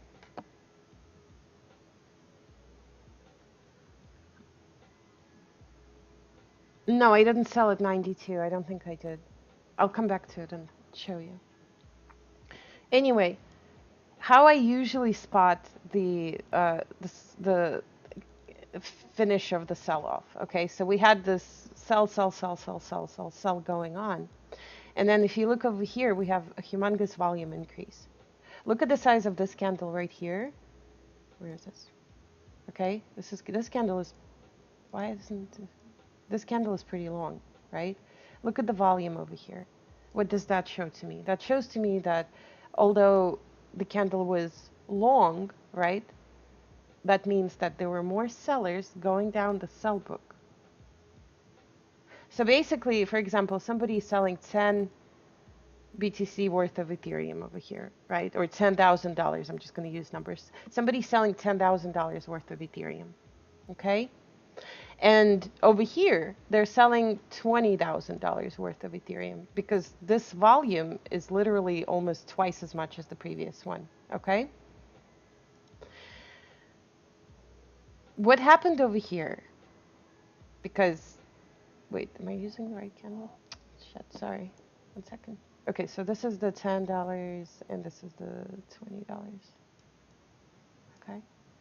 So the length of this candle and then the length of this little one, and well, this candle, and the size of these um, volume bars differs, okay?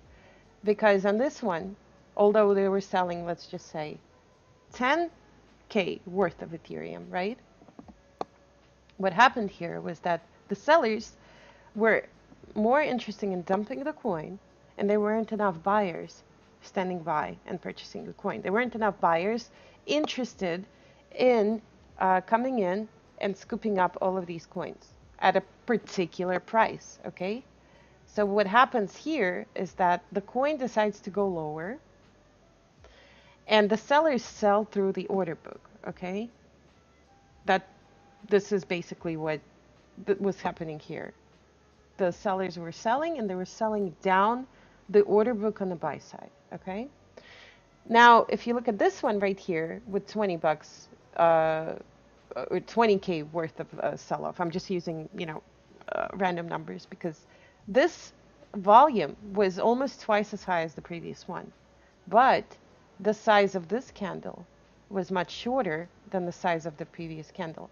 What does that show to me? What does that explain to me? That shows to me that yes, although there were more sellers trying to sell off a lot of coins, right? They were selling 20K worth of Ethereum, for example. What happened over here was that the buyers came in, and at this price level, right? They've decided to put a 20K order for the 20K sell order. So what happened was instead of the buyers coming in and saying, okay, I'm going to put my 20K order somewhere over here at the bottom, because I want it cheaper, the buyer said that I find this price acceptable. You guys continue to sell. And they did. They sold a lot, right? They sold twice as much as they did on the previous candle. But what happened over here? Was it the candle? Yeah, this is the candle. I'm sorry. Keep messing up the candles. Okay, this one. But on this candle, they propped the order book with their large order.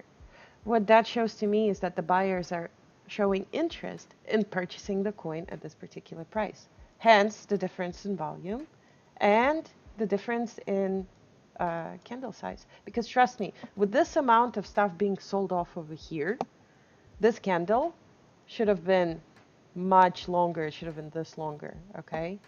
It should have been almost twice as long as the previous candle.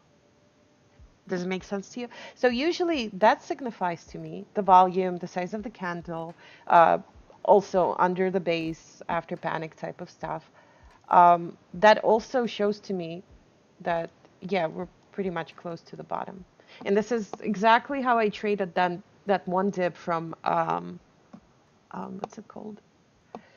From February 6th, okay? Because I can go back to it and I can show you that it's basically the same thing over here. So we had this really large dip, okay? Same thing. We had a large dip and we had all of this stuff being sold off, right? Look how much stuff was over here. And it doesn't matter, like I ignore the color of the candle, honestly. But the amount, the volume that was being sold off and the size of these candles, that shows to me that, hold on a second, although one side is really trying to push the price down because we're in a panic mode, we're going down, right? The other side is like, no, no, no, no. I'm not gonna let you drop this thing lower. We're gonna scoop up all of your all of your sell orders right here at this particular price level. And this is when it was literally a confirmation for me to buy in and wait for the rise. And I do the same thing on, when I do longs on BitMEX. That's all I'm looking at I'm looking for panic under the base and where the potential bottom might be. So once I see that the coin is tanking under the previous support, right, like it did over here and over here, all I'm looking for at this point is pretty much just the order book. And I'm watching the order book seeing, okay, what's going on here? Are the sellers still selling or they're stopping? Where is the place where they're going to stop? Okay, because every panic ends after a point when the sellers exhaust themselves. We only have so many sellers and we only have so many buyers. So the sellers cannot continuously sell for years, right? That wouldn't be right. There's a certain amount of sellers that want to sell off their coins. And once they're done selling, this is when the buyers come in. And same thing, vice versa. When we only have so many buyers and buyers exhaust themselves and they're like, okay, we're out of money to buy, whatever, we're done buying. We find that this price is acceptable for us and now we want to take profits out. This is when they start, dumping. Same thing. It's everything on the chart. It's nothing but human emotions, bots, well, essentially. And but bots are ran by humans. Bots are programmed by humans. So all of this is just human emotions buying and selling. And that's it. It's all an argument between a buyer and a seller. It's like if you go to a farmer's market, one person is telling you, well, I want to sell 5 apples for this price. And the other person is like, you know what? I'm not accepting that price because I think it's too expensive. I'm going to wait for you to lower the price. And then the buyers are like, okay, fine. You know what? If the sellers want this price, we're going to, agree to that. So this is basically what it is. There's nothing, crazy to it. All you have to do is just get in at the right spot.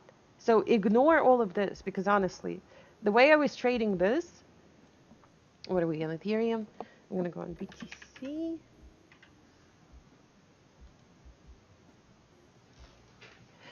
So buyers came in with a large, big volume bar, basically holding the price up or proving a cushion for the cliff diver to land on and climb back up. Hope it makes sense. Yeah, it does make sense in a way, but you also have to keep in mind that the buyers decided to stop selling.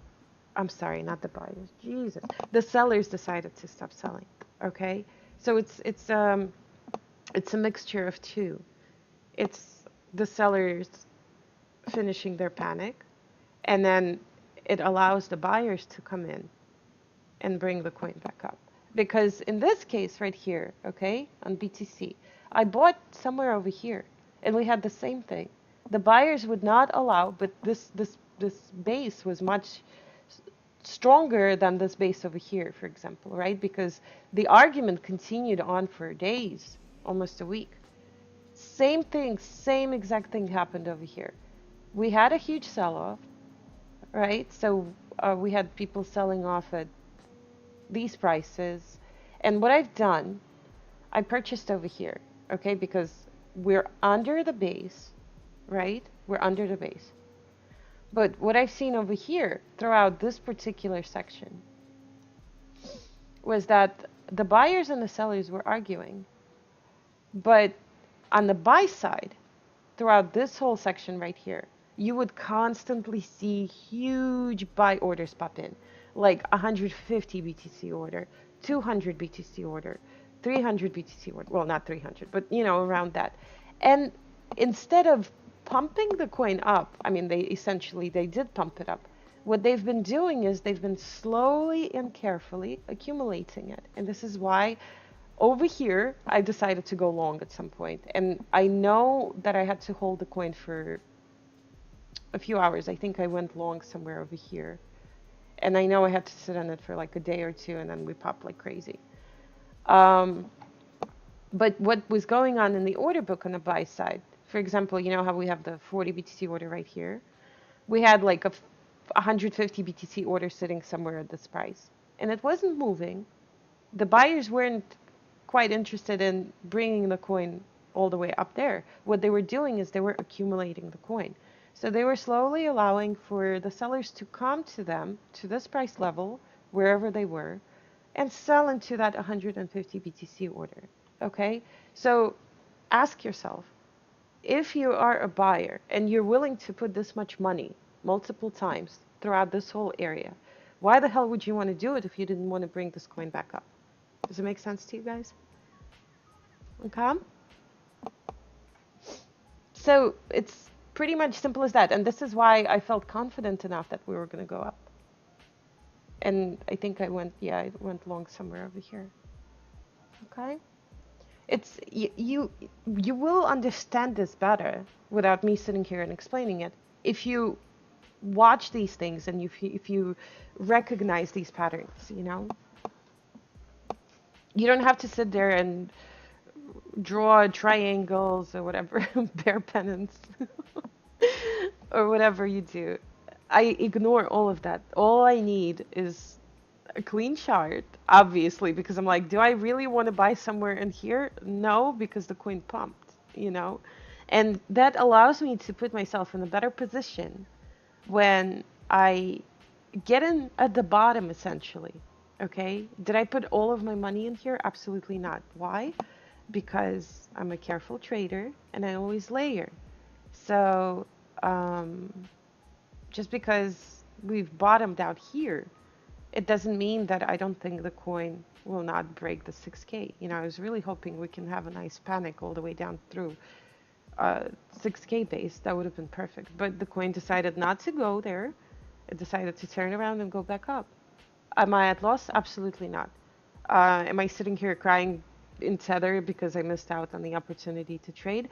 No. But the money that I've invested over here, this price level, I also had plenty of money to buy literally as low as 1K if I had to. Okay. I had my mentally, okay, mentally. I didn't have my layers. Chukzu, I'm not layering my buys. I'm just saying mentally, I was prepared to lower all the way down to like 500, $1,000 if I had to, okay? So whatever money I've made on this particular trade, right? And like I said, I didn't go all in. Um, I've made decent gains. So that was good. Ooh, sorry. So the buyers came in with large orders on level 1 and allowed the panic sellers to sell into level 1. I don't understand what level 1 means. Level 2 is the order book. Level 1 is, I guess, this chart thing. So you're looking for big red bars and small red candles. I'm looking for um, big red. Okay, look at this one right here. Okay. And this is on the 4-hour chart. Okay. Let me see.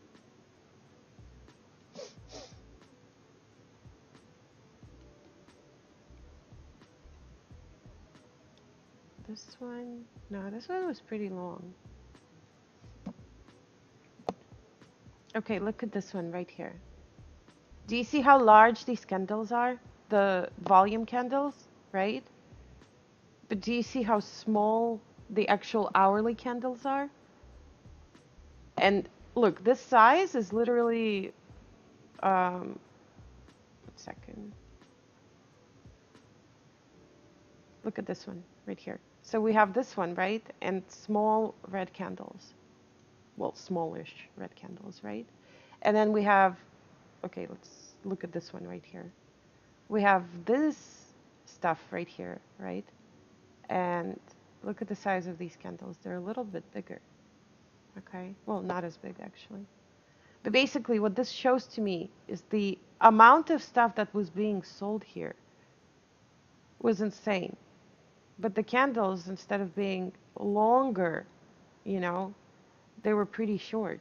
So what that shows to me is that there were enough interest from the buyers to come and pick up these coins at a very particular price, at this particular price, because otherwise they would have allowed for the coin to drop lower. Okay? And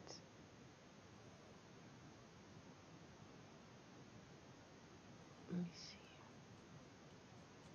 I'm not sure if it's a good example because I want to show you a good example.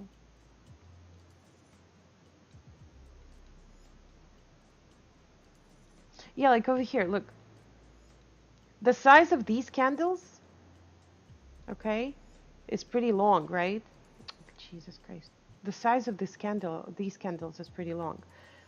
And the volume is pretty big too, right? The size of these candles right here, it's short because there's a lot of shorter candles over here, right? But the volume is insane. So, like I said, more people were coming in and picking up the buy or the sell orders here than over here. So that normally just shows me that this is the bottom. Okay.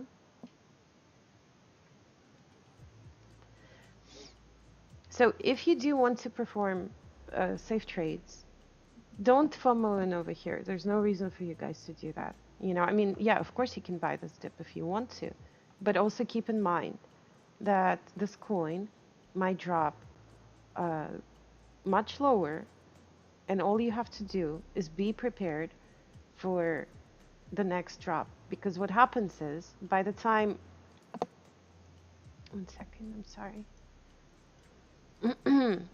By the time we, for example, get to here, right, and this coin decides to tank another, let's say 15, 20%, and you got your, buys layered over here as well, even if you invested, 100, 200 bucks over here, but you're investing 500, 600 over here, these amounts will compensate for this loss, even if this coin doesn't go back up.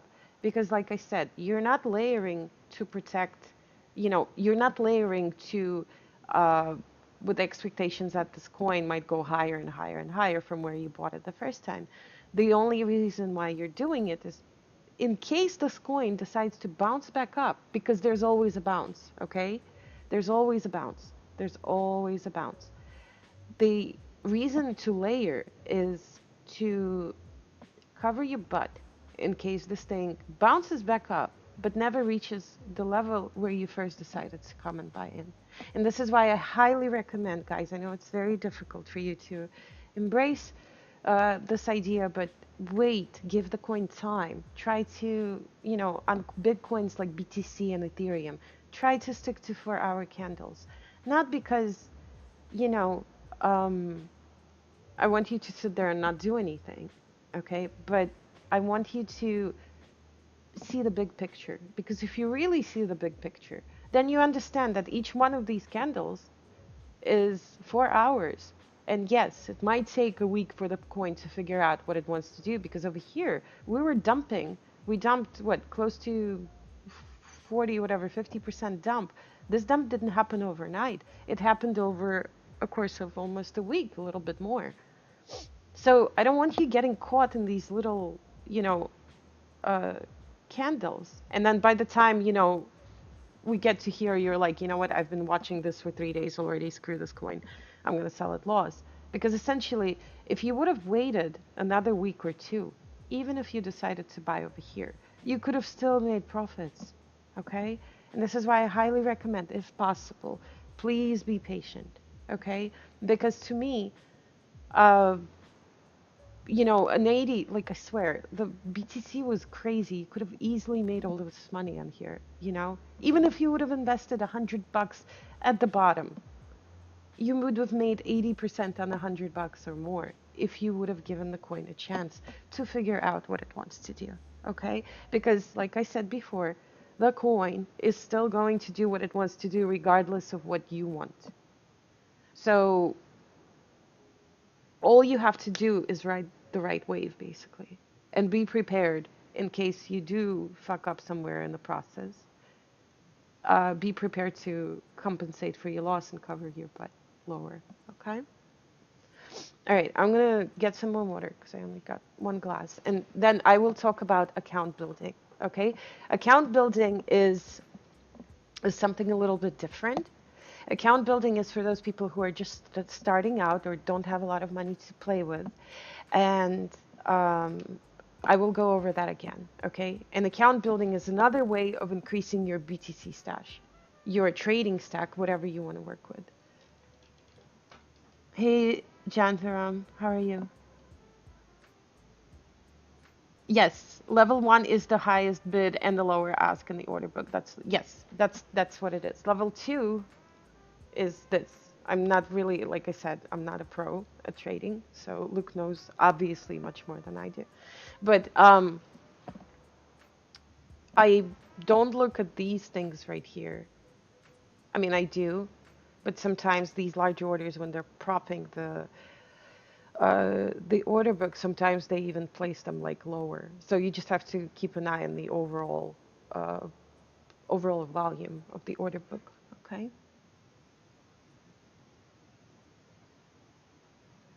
Panic sellers are selling into the bid. As a result, the price drops. At some point, buyers come with the large orders at the top of the bid to allow the sellers to sell into them.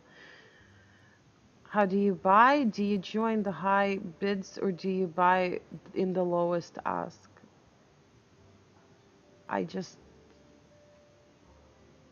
buy somewhere, I can, if there's a 200 BTC order sitting over here, obviously I'm going to get in at the market price, okay? Because by the time the stacker gets filled, it's probably going to take a few hours, or whatever. So usually I can just jump in at the market price. Otherwise, I can, if I see that there's a 2,200 BTC order sitting over here, I can probably layer my buy somewhere in this section. Okay. Yeah, thanks, Jantara. Okay, I'll be right back, and then I'll talk about account building. And I know somebody mentioned a coin for me to look at. 1 second. Um,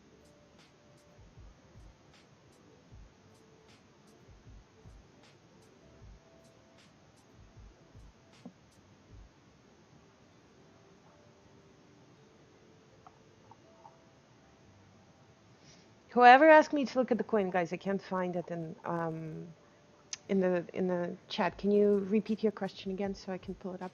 I'll be right back.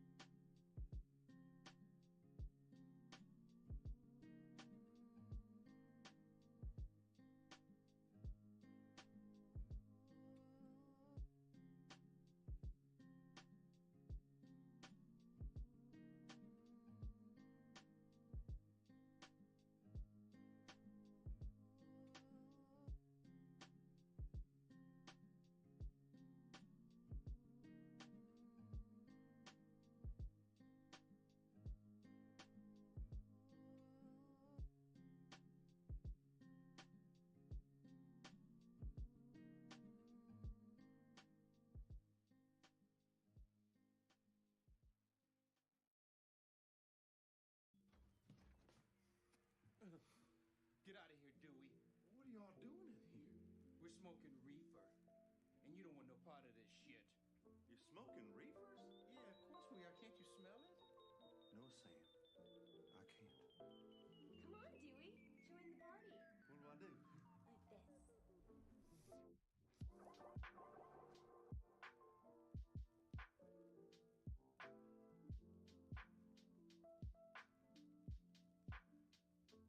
Hold up.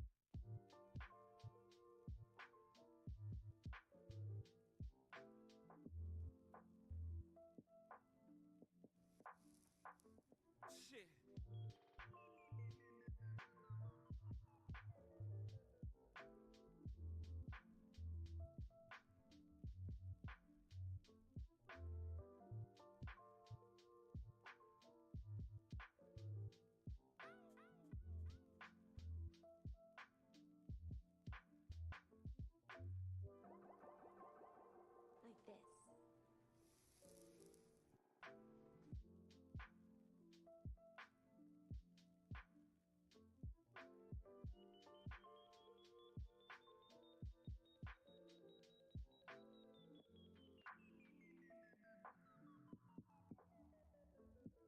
Hold up.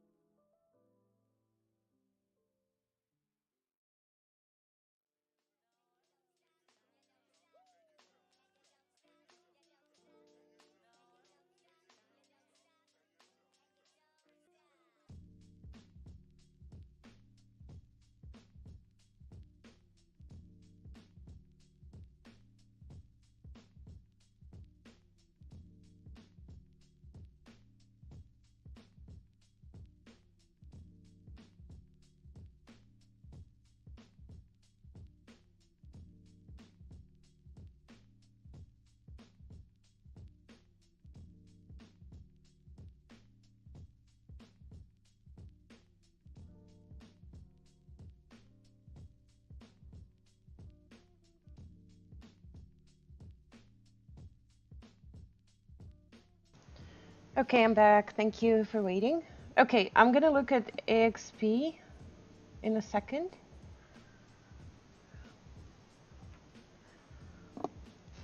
On KuCoin. What am I looking at? Ethereum or BTC? Ethereum. Okay. Oh, I'm in a 4-hour chart. Okay.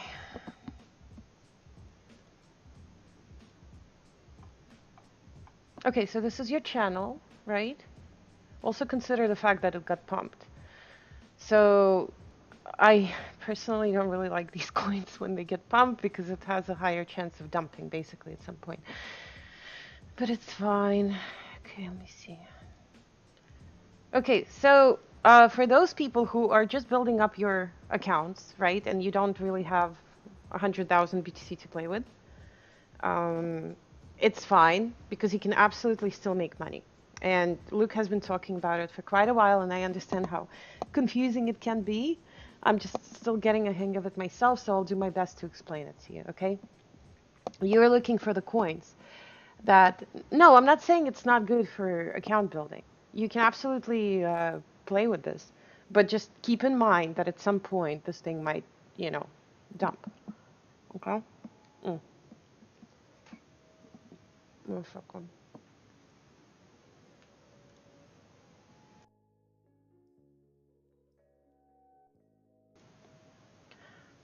Okay, so what you're looking for in account building coin, which has nothing to do with everything that I talked about in the last hour, okay? You ignore the position trading thing completely unless you want to cover your ass in case this thing decides to dump. Then you're going to layer your buys, right? Um, for account building coins, you have to go on, you can look on the exchanges. But I personally prefer exchanges with that have a lot of coins with lower volume. Okay. Could I share some coins that are good for AB? Absolutely. I'll go over the coins on KuCoin right now, and we're gonna find a few. Okay. I haven't really done any account building lately because I've been busy with other things. But I can absolutely go over these coins with you guys, no problem. Okay. And if you do, and I'm really sorry, I've been really busy the last few days. I've gotten tons and tons of messages. I do apologize if I don't respond to all of them. I just don't have the time, okay? I'm really sorry. So I'll try to get to all of them, but sometimes I'm either busy trading or doing other things, okay? And trading is not my full-time job. Okay.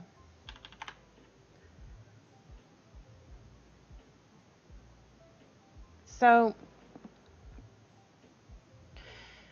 in the account building coin, the first thing that you have to look at, right? For example, AXP, right? Ethereum. So we're going to see what this coin does. What we're looking for in account building coins are these weepy patterns, okay? The whip, they go up and down continuously. And this is what makes you money.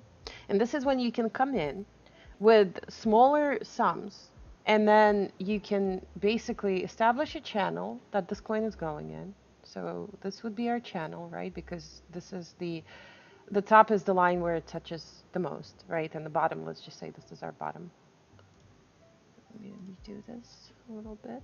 You don't even have to establish a channel, honestly. Just some people do that, and um, it's for your own reference. Okay, so let's just say this is our channel, and I really hope, because I haven't even looked at the percentage yet. Let me see. Okay, so we have about 15, 16, 17% we can easily gain. Your job is to buy low and sell high. Literally, that's all you have to do. Okay, so you have this area to play with as far as um, your buys. And then you probably have somewhere in this section to sell. Okay? So, what the next thing that you have to do is look at the order book. And when I look at the order book, I'm looking for sometimes a support, so like over here we have a very strong buy order. And a lot of times what's going to happen over here is that it's going to take a while for people to eat through this order, right? Because it's 13 Ethereum. Somebody's buying 13 Ethereum worth of this coin at this price level. So what happens a lot of times is that, let's just say where it is, 11110. So like over here, right? This would be the area where this order is going to sit. And the reason why I really like this account building style um, is because these coins rarely have changes in their order book. So if this order is going to sit there, it's been sitting there for probably a month already, it's probably going to continue to sit there, okay? So what happens is this coin is going to bounce off this order for a while and then go back up, right? Because like we know, why would you want to purchase all of these coins if you didn't want to bring the coin all the way back up, okay? Anyway, so let's just say that this is where we can layer our buys. And then the next thing we're looking at is the thin order book. And by thin order book, I mean not the total volume that's coming in and out, not this, okay? We're looking at the gaps between the orders. So look at the order book and see if there are nice gaps in between the orders. So, okay, here we have 122, here's 119, here's 117, right? What does that show to you? That shows to you that in this particular area, for example, you can layer your buys, okay? So 119, so let's just say 122, right? Where's this? 122. I have a feeling this thing is going to go up, but I don't know. Anyway, um, See, I don't really like this order book because it's a little bit too thick, but it's fine. Basically, what you're looking for is you're looking for the gaps between the orders, because if you draw them out on the chart, right, these gaps, for example, you're going to see that these orders are kind of spread apart. You got your layered already? That's awesome. Okay. So you kind of see that these orders are spread out. And what happens is when this coin decides to go down for whatever reason, because the sellers are selling, because the BTC is tanking, because of whatever, in order for these people, right, they're going to sell off a certain amount of coins. Let's just say they're going to sell off 5 Ethereum worth of these coins. These orders are pretty small, right, except this one right here. So what happens is, in order for them to sell off, let's just say 5, 6 Ethereum worth of this coin, they will have to go down the order book, right? Like I explained earlier, the sellers, when they sell, um, if they're panicking or whatever, they're deciding to sell the coin off, instead of sitting here with these orders, they usually sell them off going down the order book, okay? So what happens is, by the time these guys get to finish selling off their 5, 6 Ethereum, right? Most likely, they're probably going to end up somewhere over here. So if the order book is thin, right? I'm explaining it right now, Chuksu. Give me a second, okay?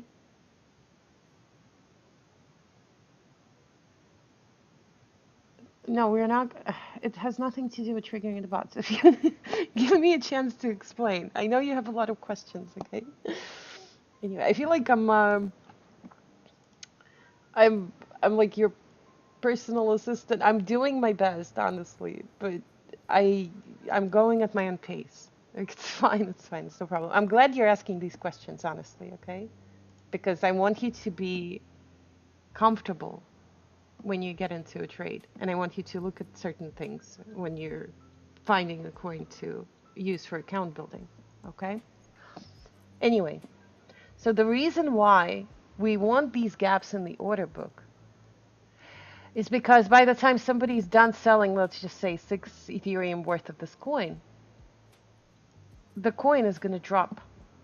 And you want that drop. And this is what creates the WP pattern. Okay?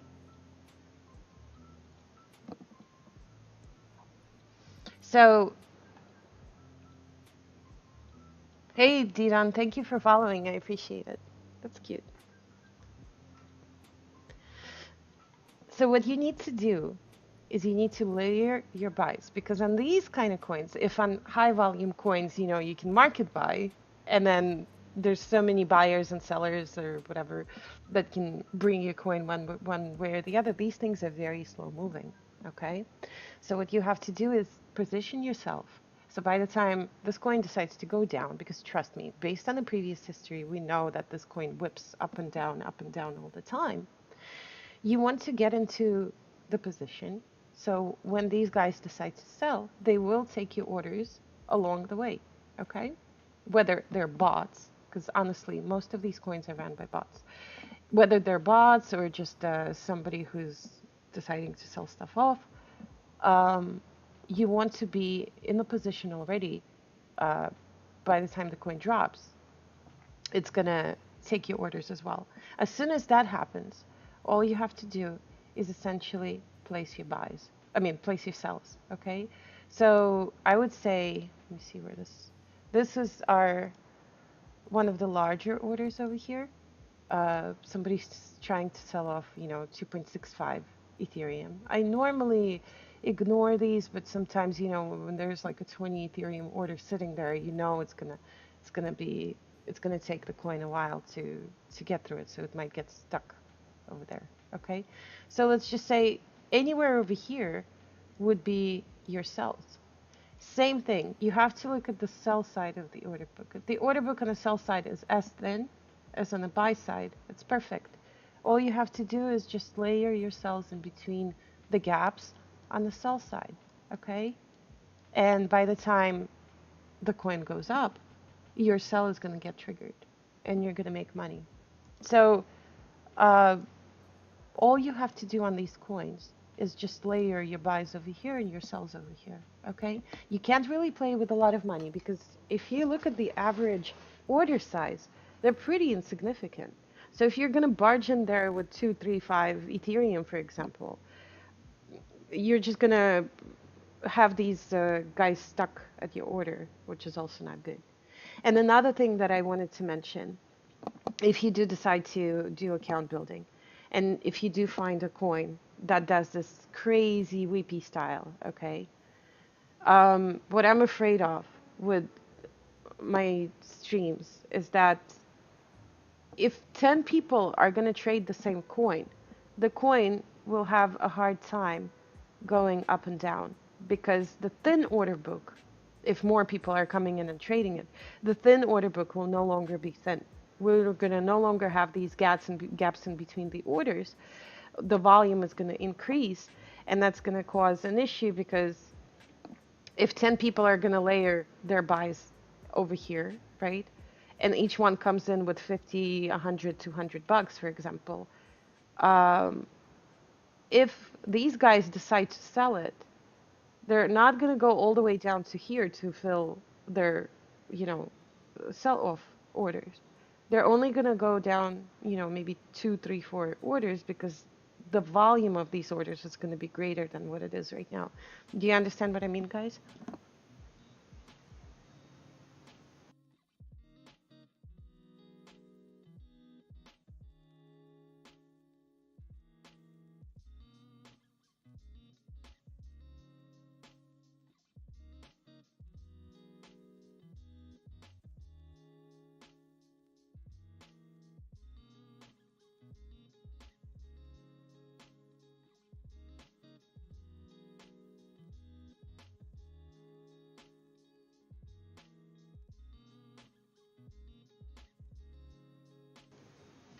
Oh my God, Luke is here. That's amazing. Guys, everybody, this is Luke. He's my sensei. OST Ethereum on Binance is a beauty, and yesterday had a fat finger spike down. That's why it's good to have some low layers just in case it spikes down. Um, I didn't trade it, just a good example. Yeah, let me take a look at it. Thanks, Luke. I always use your coins as examples. Luke is the pro. He's the master of it all. On Binance. Okay. Wow, look at this crazy fat finger. Yeah, for sure. The only reason, yeah, the only reason you can catch these is when unless you're sitting and watching the scanner, because there's the scanners that we use basically that tells us when a coin drops a certain percentage. Is if you already in this position, because if you look at it, this only took, I don't even know if it took an hour. Let's go on 15 minutes. Okay. See, it didn't even take 15 minutes to finish this trade. Somebody fat fingered this. It probably happened within seconds. All of these orders got triggered and it went back up. So let's see. Yeah, this was a nice 17% drop. So a lot of times when I trade these, okay, and not only these, a lot of times if I'm in the coin and I decide to um, trade a coin to accumulate it, I normally uh, not only layer wherever I'm layering, but I also throw in 1 or 2 or 3 orders somewhere over here, Maybe even if they're smaller orders, even if it's a $20 order, I'm okay with it too because, um, making 17% on 20, $50, it's still money.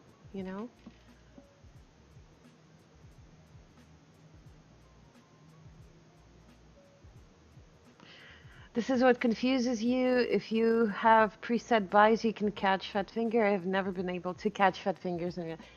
Fat fingers, they're not planned, okay? This happens out of the blue. And you're not always going to be lucky to catch these, trust me. But um, if you do, if you're trading a coin for whatever reason, if you have extra money, it's always, you know, okay to layer one or two sells or buys, I'm sorry, somewhere below, like way below, just in case. But only if you want to do it. You know, I don't do it on every coin that I trade. I um, I only do it, you know, on the coins that I'm accumulating, like Ardor. That's the coin that I'm accumulating like crazy basically right now. And because I want that coin, in case Ardor decides to dip lower than where it is right now, in whether it's a fat finger or panic or whatever, it's just like in case of this happening type of a scenario, you know? So these things are definitely hard to catch, but you can use these scanners. Um, they're really really helpful, and this scanner is connected to my phone, so my phone alerts me when something drops 10% below the base, and if I'm sitting at the computer, I can definitely hear this one right here. Um, you can use the alerts. There's the Bittrex alerts. You know, there's a 10% below the base alert, and then there's Binance alert, 10% below the base. And I also know that there's the what was it called? Crypto base scanner. That's another one that you can use as well. So in this example, the only way to catch this trade is to have pending orders down, which kind of contradicts what we discussed earlier. Pending orders. Listen, if you want to set pending orders down, like I said, you can do so. It's up to you. I don't do it, like I said, on every coin. I'm only doing it on the coins, and I'm not saying Ardor is ever going to dump to where I want it to dump so I can buy more.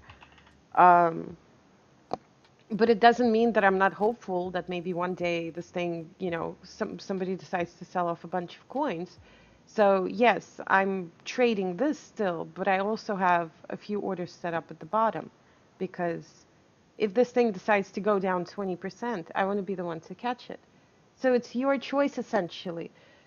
Uh, Chukzu, you can't really think of it as a black and white type of a scenario, basically. Ad- Adapted to your own personal preference.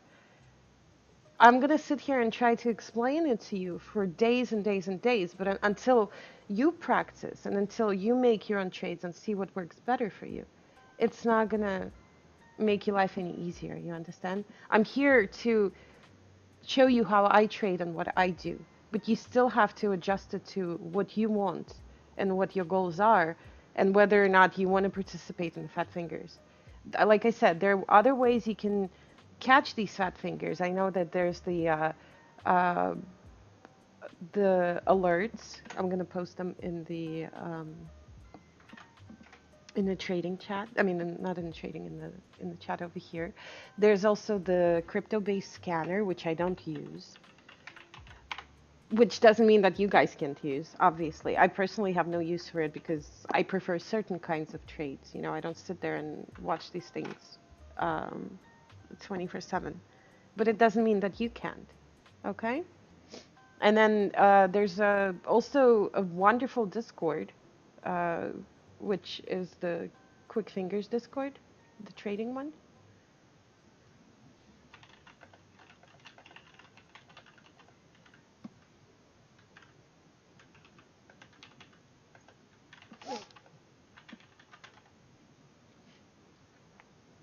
One second, I'll send you a link. You're probably in it. Um, that they do have all kinds of channels and they have all kinds of scanners and they have all kinds of stuff. So it all depends on the speed that you want to go at, okay? So here, I'll link it again. Okay? There's plenty of different tools out there. Do I personally use all of them? Of course not. I prefer my own safe type of way of trading, and I like it because I'm comfortable with that. But some people, you know, base their trades off um, purely off, the scanner alerts or whatever, and that's also fine. And another thing I wanted to show you was, let me see, 1 second. I wanted to show you the spreadsheet. It's really, really good.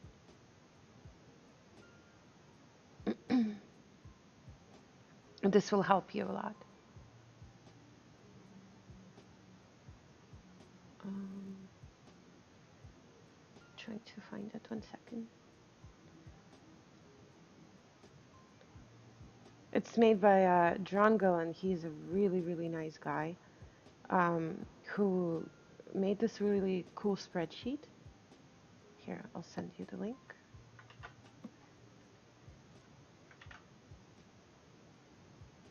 Is there another method for account building besides the channel method? Absolutely. I'll talk about the options that you guys have, okay?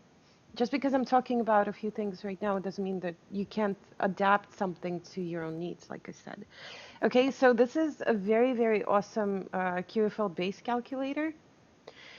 And what it does is it allows you to calculate how much money you can play with and what percentages that you need to apply, your buys at. So for example, there's on the first page, there's a little trading view base indicator that you can use that will basically calculate the basis for you. And there's a tutorial video that explains it much better than I do. And then there's also this is the actual calculator. So what you can do is you can use base cracks, and you can adjust it probably to, 5%, 10%, 15%, whatever you want. And then over here, you get to put in the base that you're playing off. So, for example, like, let me see, over here on BTC USD, right, pair, we'll just say that we're playing off this base, 78.20 or whatever, right? This allows you to enter the base. And then from that base, it's going to calculate, depending on the percentage drop, at which prices of BTC you should enter. Okay?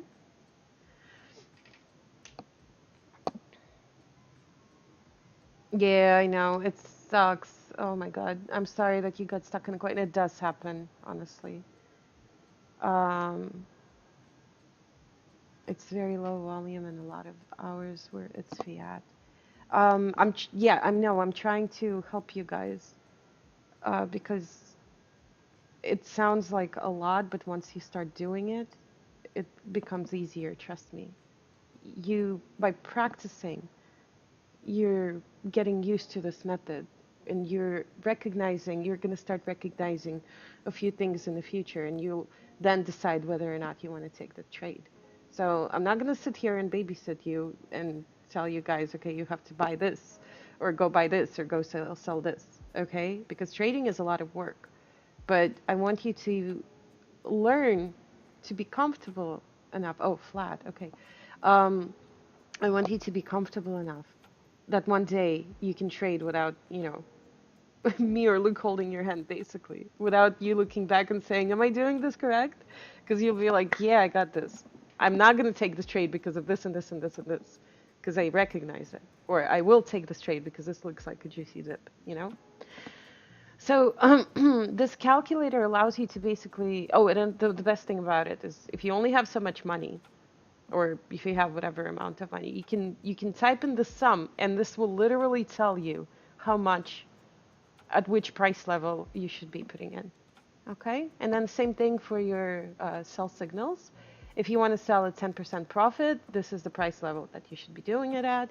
If you want to sell at 15% profit, then you should be doing blah, blah, blah, and so on and so on. So definitely take a look at this calculator. I think you'll have to download it in order for you guys to use it, because I know it's, right now, you can't really edit it. But it's definitely one of the most useful things out there right now. Okay, so let me see. All right. So if you don't want to take the fat fingers, it doesn't mean that you have to be upset and beat yourself on the head because oh my God, everybody seen this fat finger and I didn't. Like I said, there are different resources for that. Check out the Quick Fingers Discord because Baseline Security and a bunch of other guys they've done a tremendous amount of work and they put a lot of effort into making it accessible and finding all of these tools and uh, sorting them and organizing them for you guys, okay? Um, okay, let's go back to account building 1 second.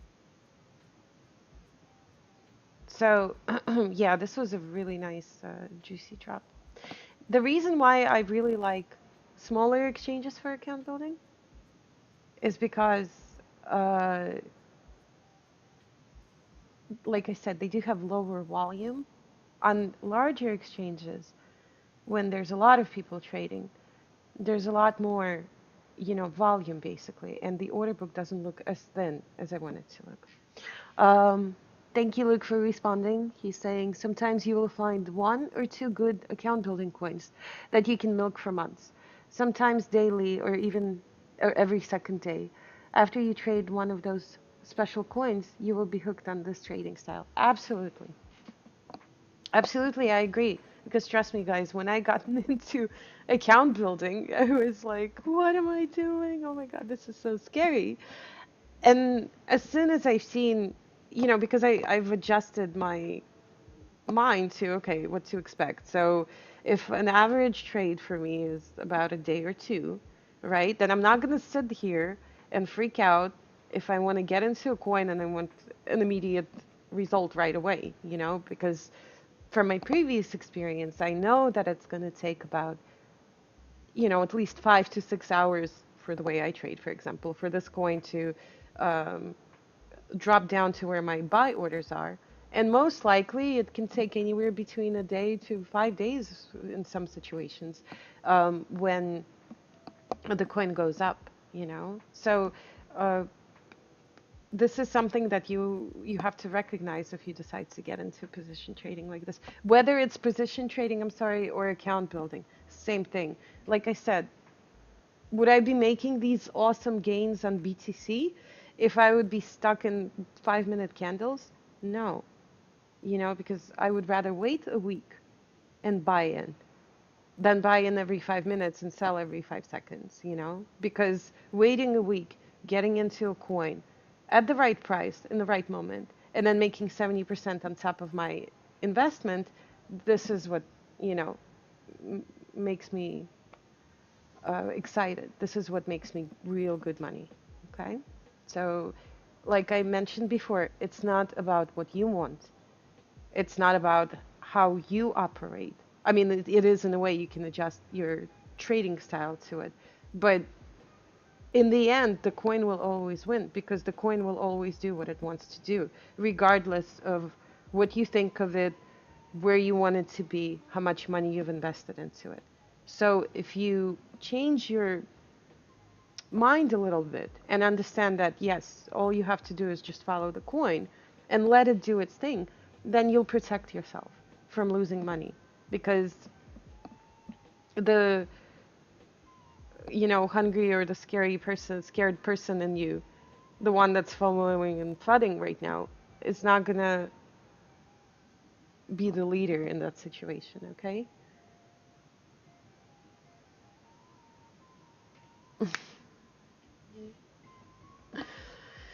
Okay. So, you wanted me to go over the KuCoin coins. Let me see. Honestly, I haven't looked at them for a while because I've been busy with a few different things. But yeah, absolutely. Let's go over a few. And a lot of the coins pumped um, because BTC has risen and stuff. But you can still absolutely trade these. Mana is still my favorite account building coin, Luke says, I ever traded. I have so many free mana coins. It's crazy. 6 days ago, I was buying mana, hit BTC at 0.07, and then it just hit 0.19 mana USD. Oh my god. Yeah, I heard a lot of people are trading mana. This is amazing. Let me see. Mana USD. Mana USD on hit BTC? This is insane. Wait, maybe it's BTC. Oh.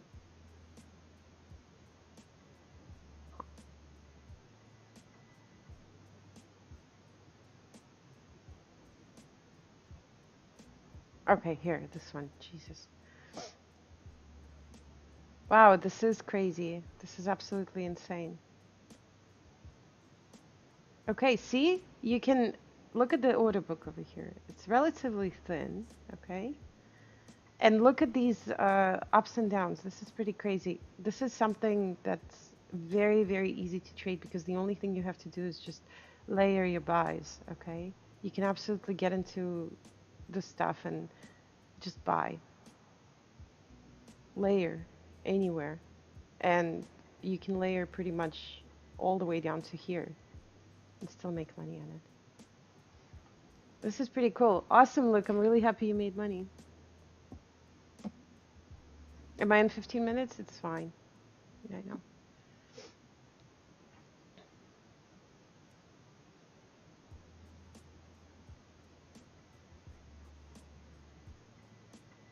Yes, I can go in 1 hour. I'm really sorry, people. Here. Oh, here. Jesus Christ.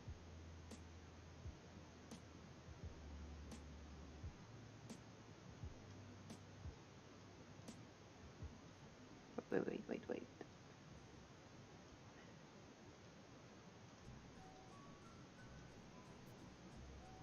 See, I wouldn't know how to trade this, okay? And I avoid this kind of stuff. What I would trade is usually a coin that's at the bottom and crawling down, and I know, like, to me, I'm a safe trader. So what I do is I not wait for the coin to bottom out, but I'm like, okay, this coin looks safe enough. I know it's most likely it's not going to drop as much, and if it does, I'm going to layer, layer, layer. But this, I would be scared to trade this, honestly. But if Luke does it, then props to him. Because I would be like, oh no, it has a higher chance of dropping down. So, okay, let me go to KuCoin.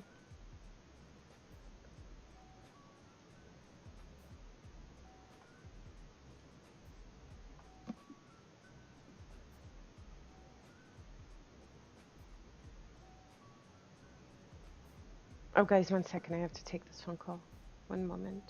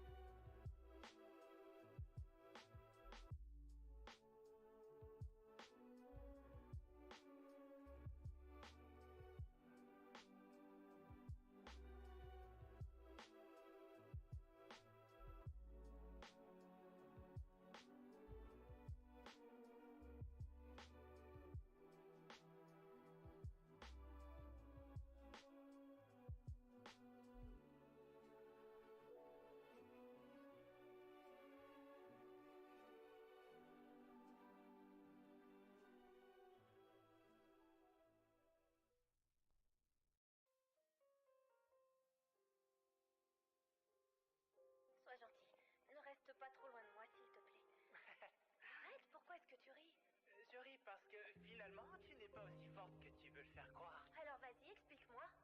Pourquoi toi t'as pas peur?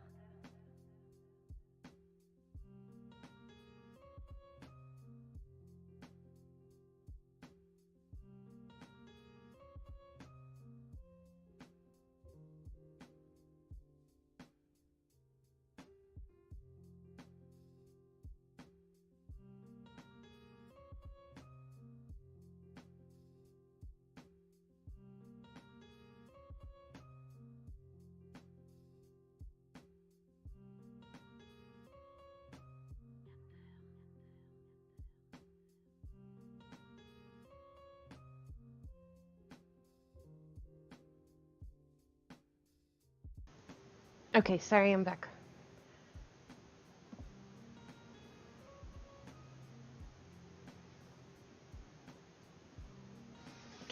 Okay, let's see what other pairs we have, okay? I'm just gonna go over a few coins. You guys will have to find a lot of them. Look for high percentages. I was looking over as BTC, Ethereum hit BTC the other day. Now I got an alerts set all over that chart. The percentages are nuts from 0.02 to 0.095. Yeah.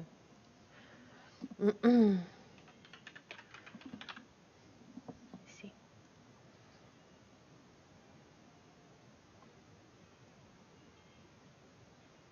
Wow, this is crazy. Absolutely. And see, it's doing the whippy thing too. So you can absolutely catch these. Let's see what the percentage gains are. 80%. This is insane. Um, is it going to continue to do it? No, but you can give it a shot. So your job is to come in and layer your buys. Look at the, we got 0.041, 0.040, then 0.039. This is a nice and thin looking order book. So anywhere in this section would be awesome. You can layer anywhere over here, essentially, and just wait for it to pop. Even if the last 2 or 3 orders don't go through. If you're already in this order book, trust me, at least 1 or 2 orders will go through. And all you have to do is ride it to the way up. And if it goes up over here, wonderful. You already have all of your cells set up. If it doesn't, then, you know, even if it goes up, 50%, that's still a good profit for you. Okay?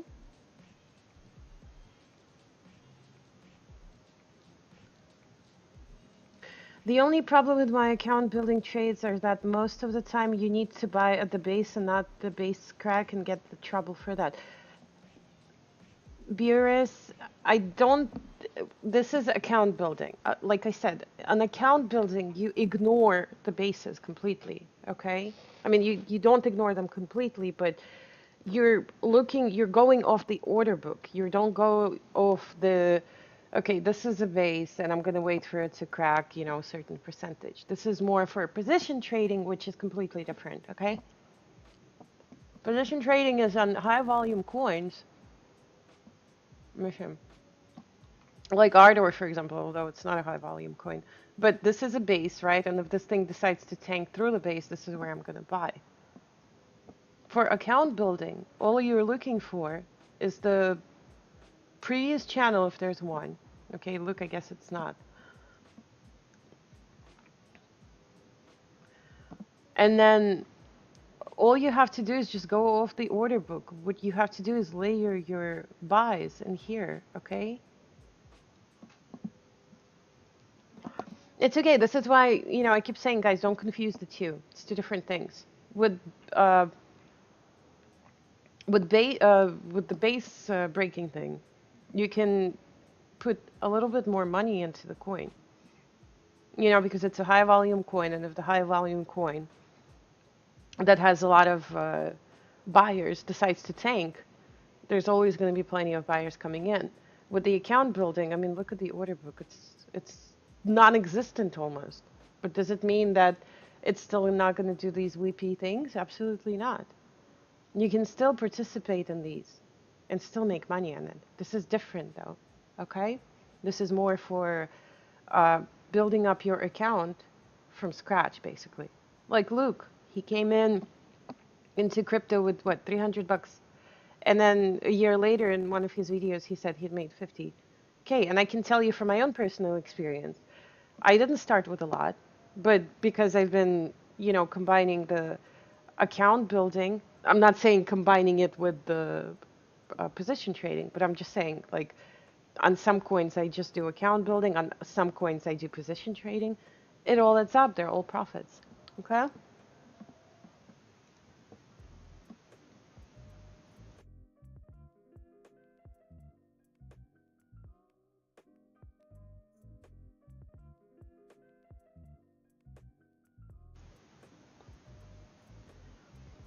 So don't confuse the two because you're going to come in with the account building.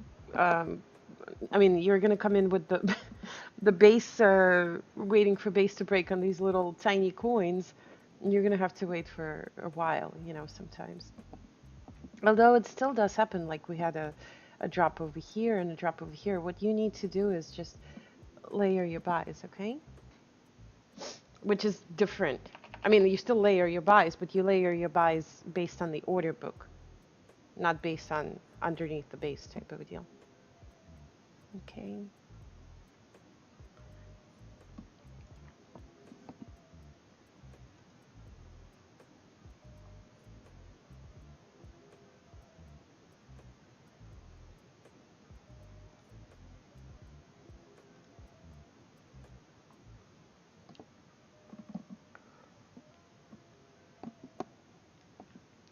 In AB, what if you layer your cells in a thin book and only some of them hit, and then it starts to run away from you and thus puts you at loss since your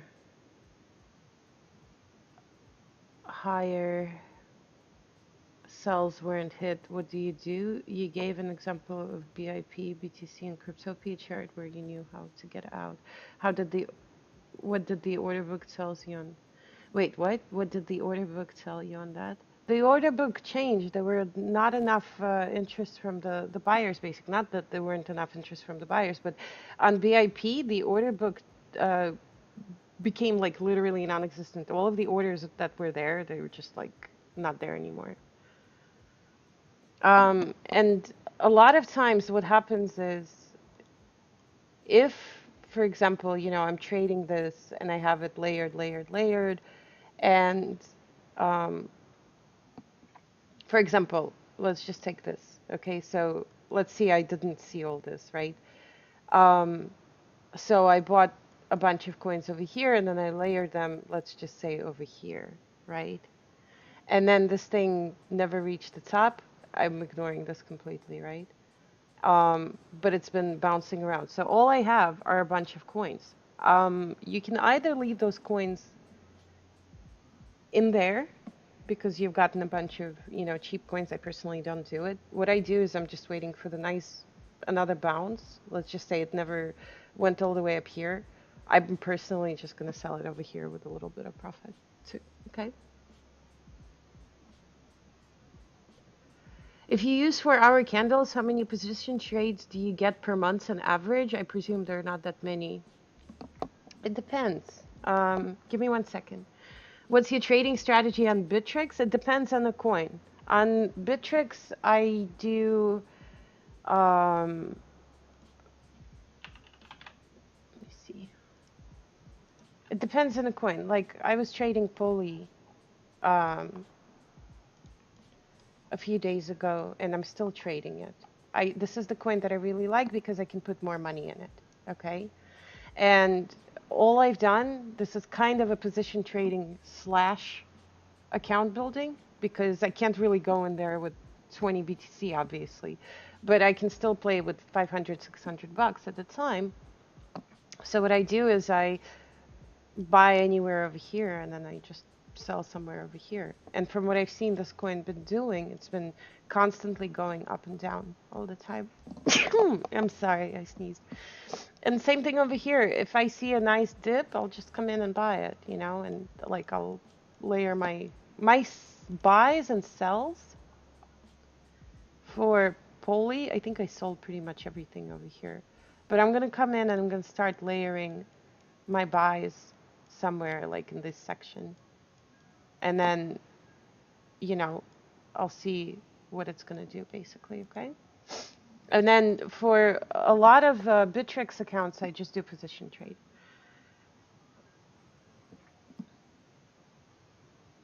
Yeah, account building is for those who want to get into position trading but don't have a lot yet.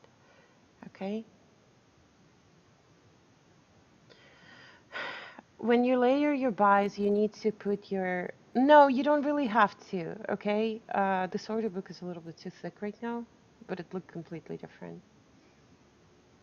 On the sell side, it's still nice and thin.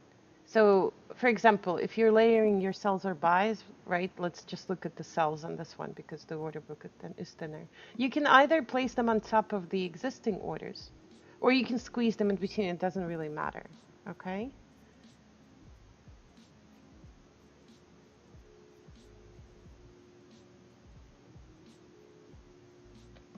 So it's your choice, you know, as long as you can layer anywhere over here. Sometimes when I layer, I stick an order in between over here, and then I put another one on top of this one. And then if I see that there's like a nice, you know, big order over here, then I'm going to squeeze one in front of it. But a lot of times the bots start moving their orders on top or, you know, in front of yours. So this is why it's important to layer. So over here, I would probably layer anywhere in this section. And it doesn't matter where, honestly. You can layer as much as you want to anywhere you want to. Even if you have $500 worth of this coin, some of your sell orders could be $20. The other ones could be $50. You know, another order could be for $150. Okay? So it's your choice. You don't really have to put your orders on top of others or in between. It's up to you as long as you layer, okay? Give it a shot. It's not that hard. It's like really easy, and you'll get a hang of it after a while.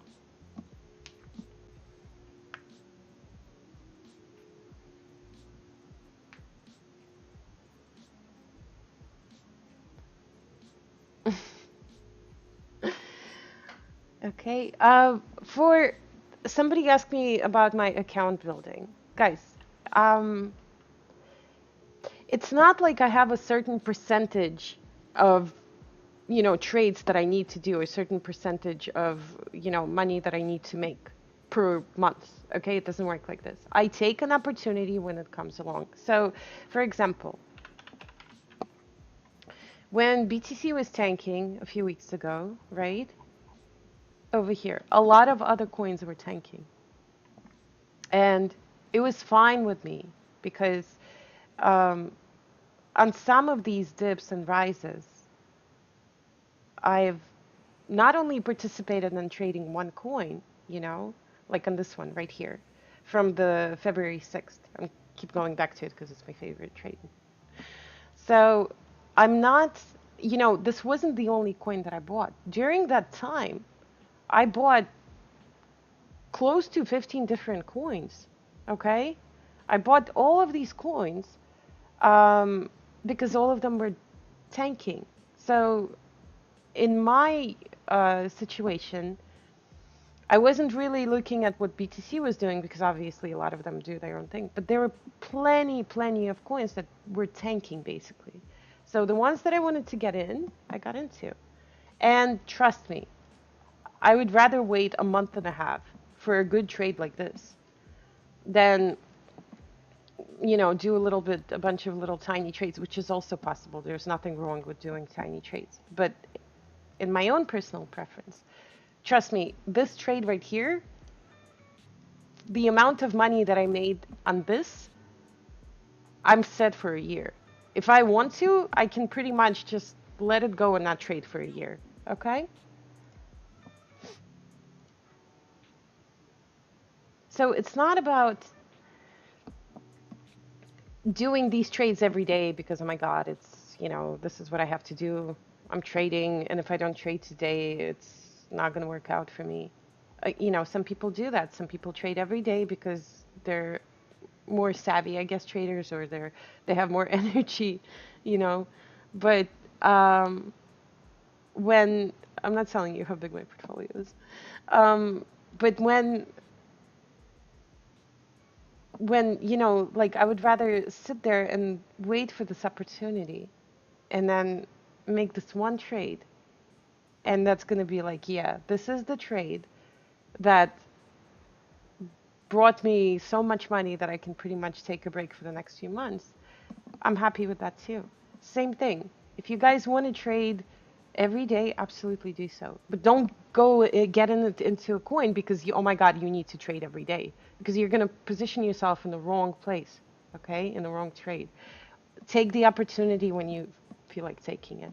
Did I trade all of this? No, I didn't trade all of that. I traded some. I traded this dip right here. I didn't trade this dip, but I did trade this one right here, okay? And then I held. I could have sold if I wanted to, but I decided to hold. So it's your choice, okay? You want trading to be done in the period of time that you have available, or you want trading to be done every day because this is what you want. Like I said before, it's not about what you want, because the market is still going to do its own thing. It has nothing to do with what you want or what you have time for, okay? So, for example, if you only have time to trade during the time when you're at work, it's also fine. But it doesn't mean that you have to get into a trade right now because this is the only time you have available. If I only have time to trade from 9 to 5, okay, great. Then I'm gonna get in, and if there's a dip between my 9 to 5 deal, then I'll buy it. If this happens when I'm asleep, oh well. And trust me, this is why I really like the 4-hour candles on larger coins, because by the time this thing dips, I'm gonna have a week to buy all the way here and down there, you know? So take it slow. It's okay not to rush. Like I said before, it's not about trading every day. It's about taking an opportunity that you're comfortable with, trading it, and then making profits on it. Whether you went in with 5% of your investment or whether you went in with 100% of your investment, okay? So, and on account building coins, it's so much easier to trade on them because honestly, all you have to do is put your buys in and then put your sells in and let the coin do its thing, okay? All right. I honestly haven't looked at any coins on account building because I've been so busy, but ooh, damn it. See, this was beautiful and we missed that.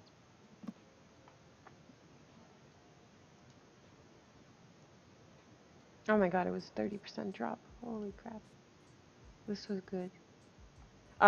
Now, do we want to get in over here? Probably not. We want to see what this coin is going to do. You can absolutely position yourself somewhere in here, but give it a shot. But obviously be careful because it might dip lower.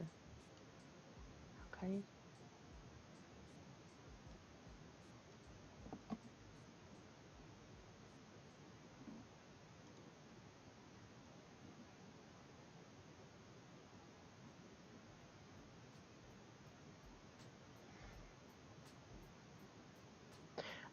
AMB BTC on KuCoin. Look at the order book. Look how thin it is. We got 70, 69, 69, 68, 66, 65, and 63, 62. So anywhere in this section you can absolutely buy right here. And then over here, yeah, we do have an 8K order, but it's all the way up here. And look at look, we got 72, 72, and then 79. There's a huge gap between the orders here, so you can absolutely layer it. Okay, so A and B is not bad. 79, 79, same thing, you can do the same thing on Ethereum. A and B Ethereum. There's plenty of coins here, guys. All you have to do is just look at the weepy thing and the order book.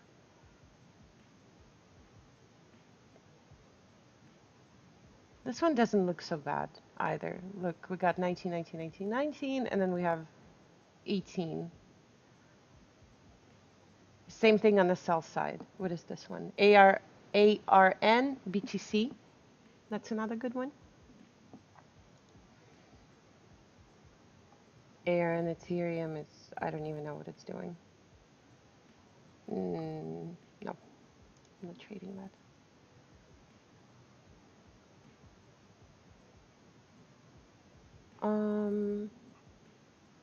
No.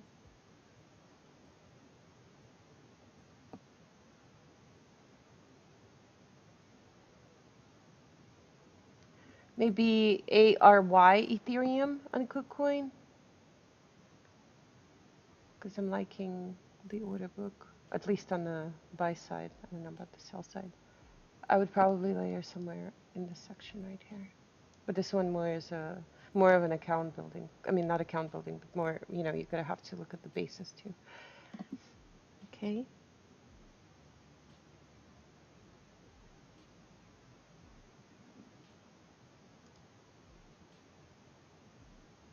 AXP is awesome.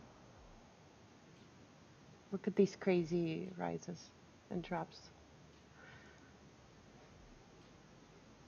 I think I talked about it in my previous video.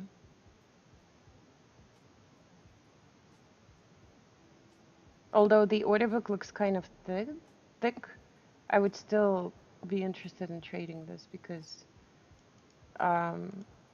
you can play with a little bit more money here, which is good.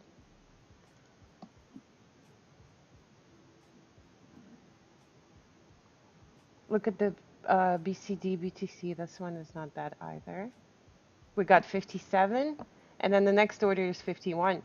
That's pretty cool. And then we only have a few 51s, and then we got to go down to 50. So BCD Ethereum, BCD BTC. Wow, this is crazy.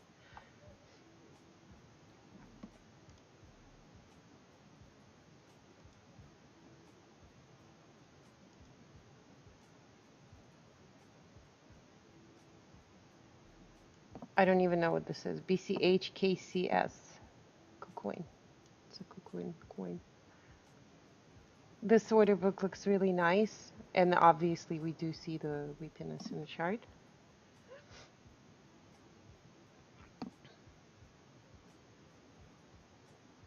What do you mean the order book changed in the last 4 hours? On which coin?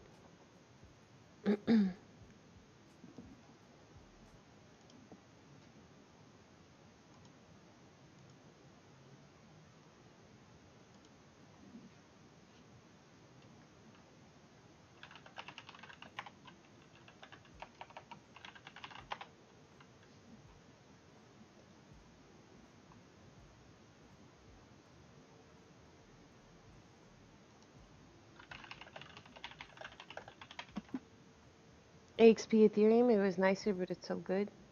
Yeah, I mean, it doesn't mean that you still can't trade it. You're taking the opportunity. Where is it? AXP Ethereum.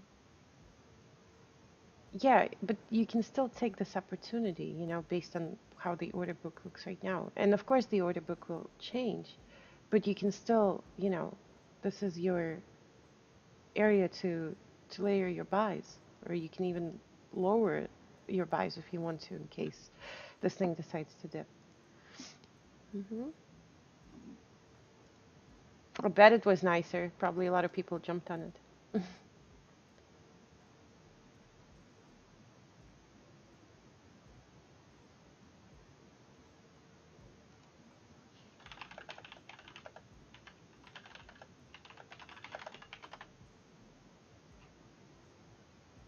Okay.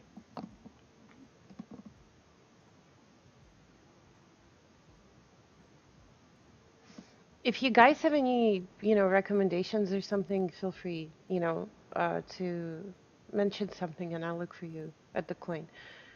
This one is not bad. Look, 63, 61, 60, 59, 58, 70. Wow, this is good. BCPT. in BTC on KuCoin. And Ethereum also looks very good. There's, oh my God, look at this, 58 and then 77. Oh God, I'm gonna layer. Let me see.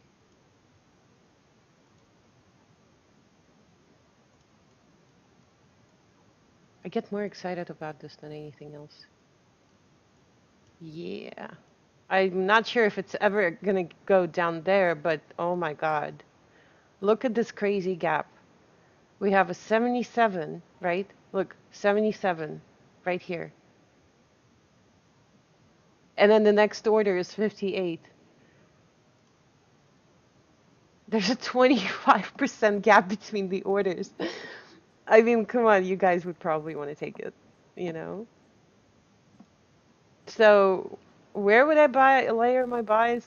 All the way down there. All the way down to there. So, anywhere in here. As many as I can. I'll layer them.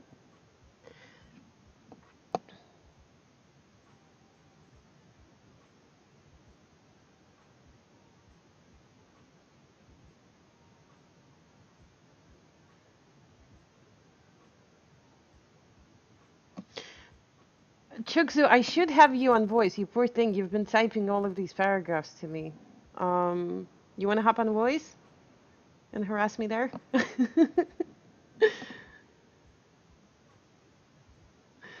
Some of your cells hit and then it drops back down in the price around where we bought earlier. I thought I answered that question for you when I went over one of the coins. Do I look at the order book and adjust the cells lower? Yeah, like I said, if even if like I personally what I do is, for example, if I wanted to, you know, I was thinking it might go blah blah blah and I had my cells set over here, and it never reached there and then we decided to dip and whatever, then um, I'm probably gonna sell somewhere, you know, in this section. Okay?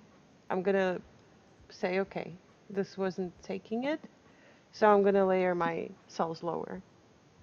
So like over here, you know, or over here somewhere, because essentially you don't know how high it's gonna go. Like over here, it went back up. So, okay, does it make sense?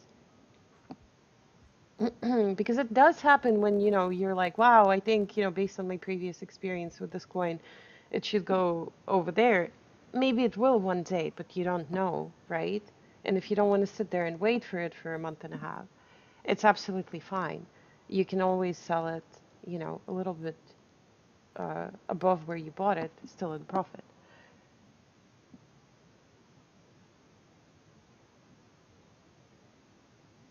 Yeah, sure. XMO BTC. One second.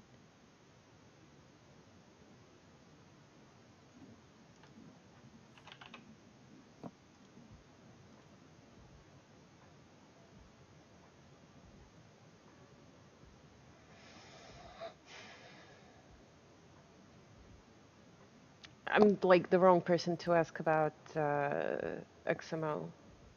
I mean, about pullbacks. But from what I'm seeing, we already had a pullback opportunity.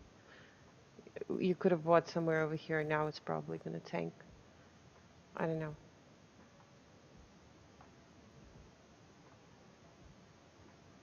I really, really don't like pullbacks.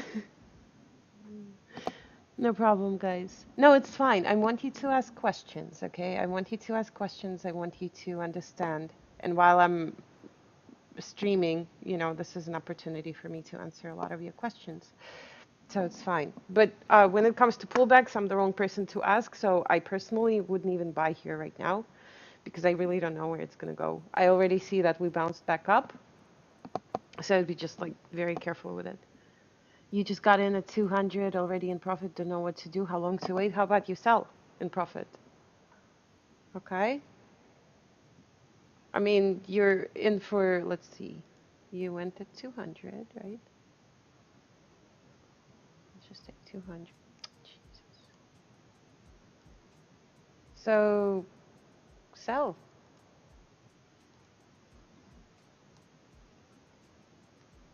Pullbacks are really, really fast, from what I understand. I haven't traded any pullbacks. I really hate I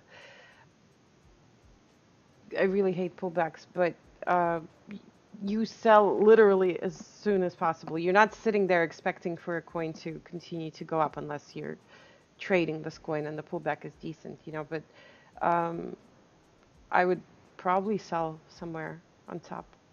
I mean, as soon as I can. And if anything, if you really want this coin for whatever reason, keep the profits in. Okay? Okay, let me go back to KuCoin.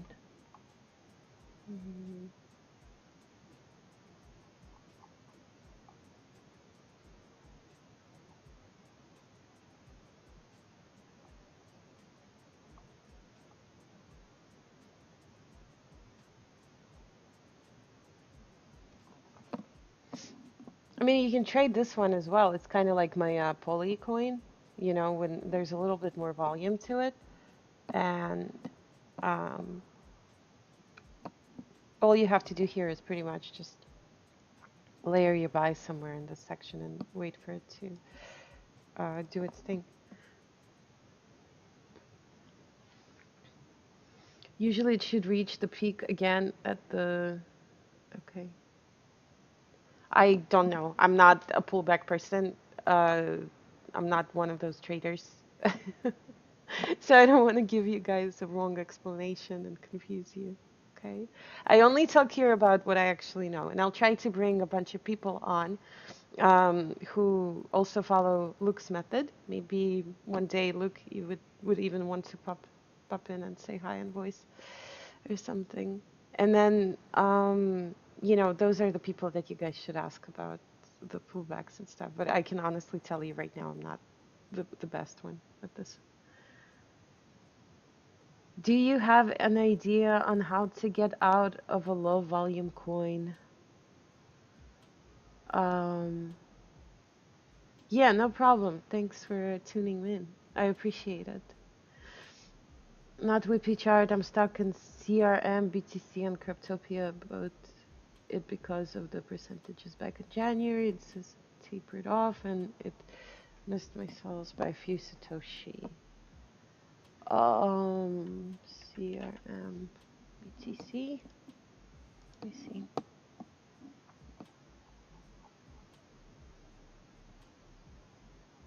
Well, like I said, okay, and he said back in January. Ooh, damn.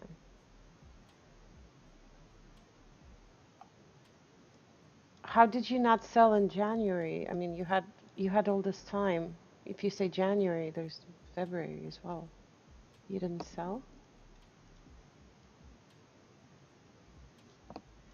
I mean, at this point, I would probably, unless you want to keep it in there for a while, I would probably sell it lost. You know, do I still have some coins in my BIP? I don't think I do. Let me see. No, I don't. I pretty much just sold it lost like over here. It happens. Trust me. It's not what I wanted, but it happens. And if you made previous um, gains on that coin, just consider this as a... Oh, you missed it by a few sales. Well, I mean, it's up to you what you want to do.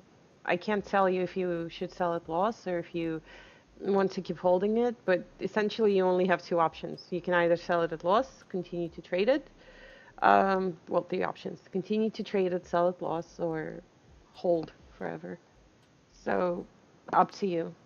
I personally, if I if I trade, and then this thing decides to dip and never come back again, although it did over here, then all I have to do is just sell it loss, basically. I'm not the one that's going to sit there and hold it, okay? So,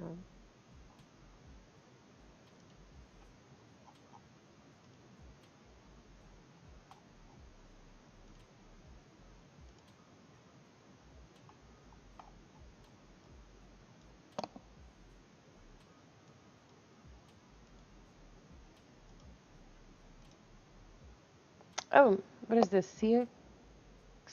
Or CS? I don't know what that is.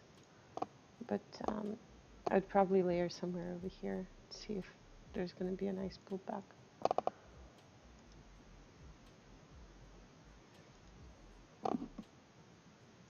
No problem. Yeah, I'm sorry. Like, honestly, like I said, I do get stuck in these coins too for account building, and it happens. Okay? It happens. It's fine. Things don't work out the way we want them to. Okay? But what protects me from getting stuck with a lot of money in those coins is even if this thing whips like crazy, okay? And it goes up and down, up and down, up and down. Like, for example, let's just pretend this was going up and down, like so. And then I'm trading all of this and making crazy percentages on it. And then at some point, the coin decides to die, say at the bottom forever. The reason why I'm protected is because this whole time, every trade that I would take, okay, and this is my own personal thing, you guys don't have to do it. But all of these trades that I would take and buy, I will always go in with the same amount. So if I started trading this thing with $100, my next trade is going to be $100. And the trade after is still going to be $100. And by the time this thing dips and I'm stuck in the trade, then you know what? I've made over 300% on this coin and I'm at loss on, 30-40% on $100. Yeah, I guess I'll have to cut the losses, but I still made money. Okay? So the way to protect yourself if you want, and the way I do it, is basically no matter how crazy the coin goes, because these coins are very volatile, okay, and they can die off at some point and never come back to life. What you can do is protect yourself by always investing the same exact amount, okay, and just keep the profits in your trading stack. Keep building your trading stack, okay. Otherwise, it's just gonna, um, if you're gonna continue to. Thank you, Blaze Tyrant, for following me. I really appreciate it. Um, Otherwise, you're just gonna burn yourself if you're gonna compound, compound, compound, and at the end of, this whippy trade thing, instead of investing $100, you're gonna go, you know, 300. And then obviously you're going to lose money on 300, then you would have lost on 100, okay? So, let me go back to 1 hour chart.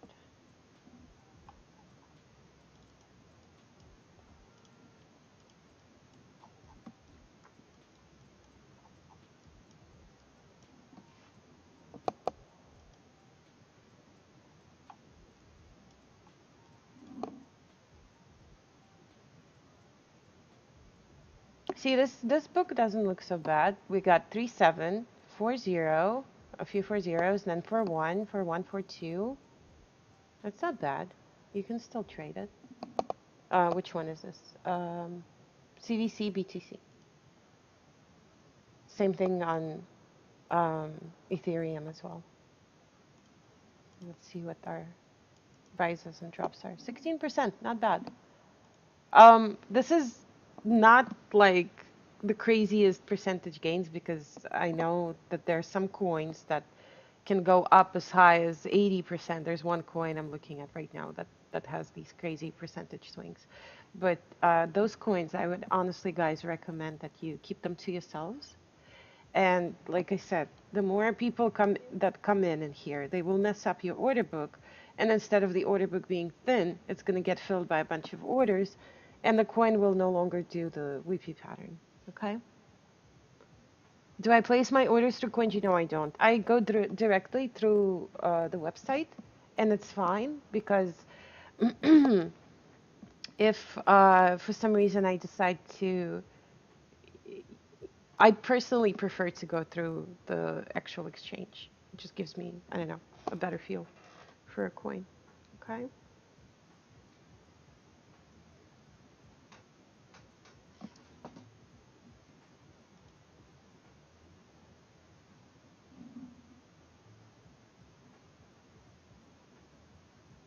CXO doesn't look so bad either. Let me see what the drops are. 10%. You can still play it. But I would be layering probably a little bit lower, somewhere over here as well. So this would be my channel. Dotty.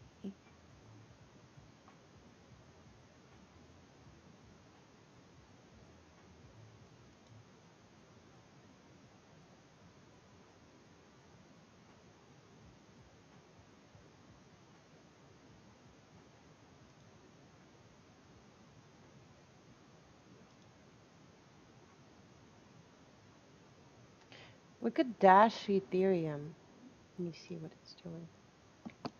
15%. 7373 72.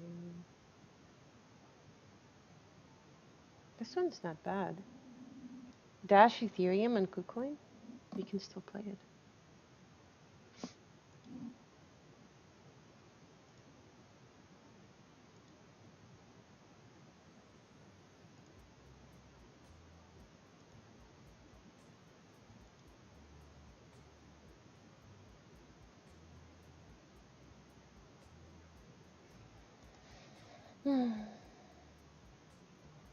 This one's not bad.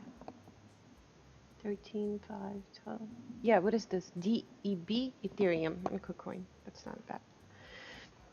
Anyway, guys, you know what to look for the account building coins, okay?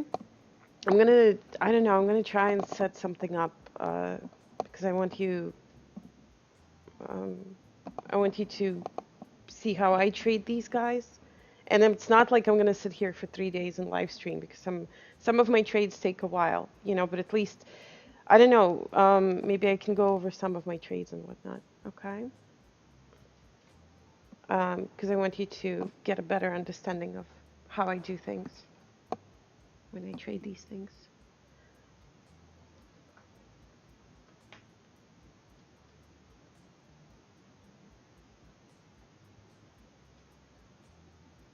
It never even got to your average buy price. Ooh, that sucks.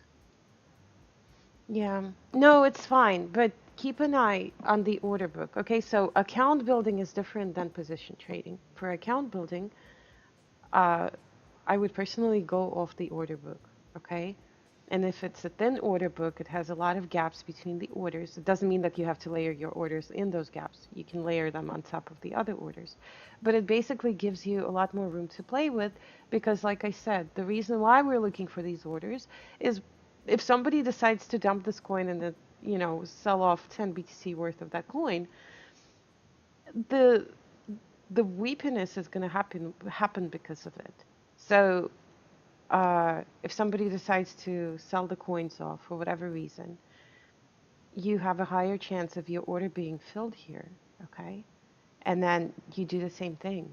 When this coin goes back up, all you have to do is just position yourself in the order book, so by the time it rises, your orders are also filled, okay? So thin order book, weakness on charts. Take this little measuring tool that I've recently discovered, and I don't have to sit here with the tape measure anymore, and just go over these average rises and drops, and see maybe you can position yourself somewhere in here. You know, maybe you want to get in somewhere in here, and here, and maybe a little bit lower, and see if it works for you. Okay. Okay, guys, I'm gonna go because I have other things to do, but I'll try to set up the giveaway. Um, I'll try to set up the giveaway uh, software or whatever it is because I want to start doing giveaways on my Twitch. So whoever is gonna watch me has a chance to win some stuff. Okay. All right. Thank you, guys. Thank you for watching and for tuning in, and I will talk to you later. And Chukzu, in case you have any more questions, uh, message me, and if I'm not available to respond, then I'll see you on the stream and you can ask me questions here, okay? All right, bye guys. Thank you. Bye-bye.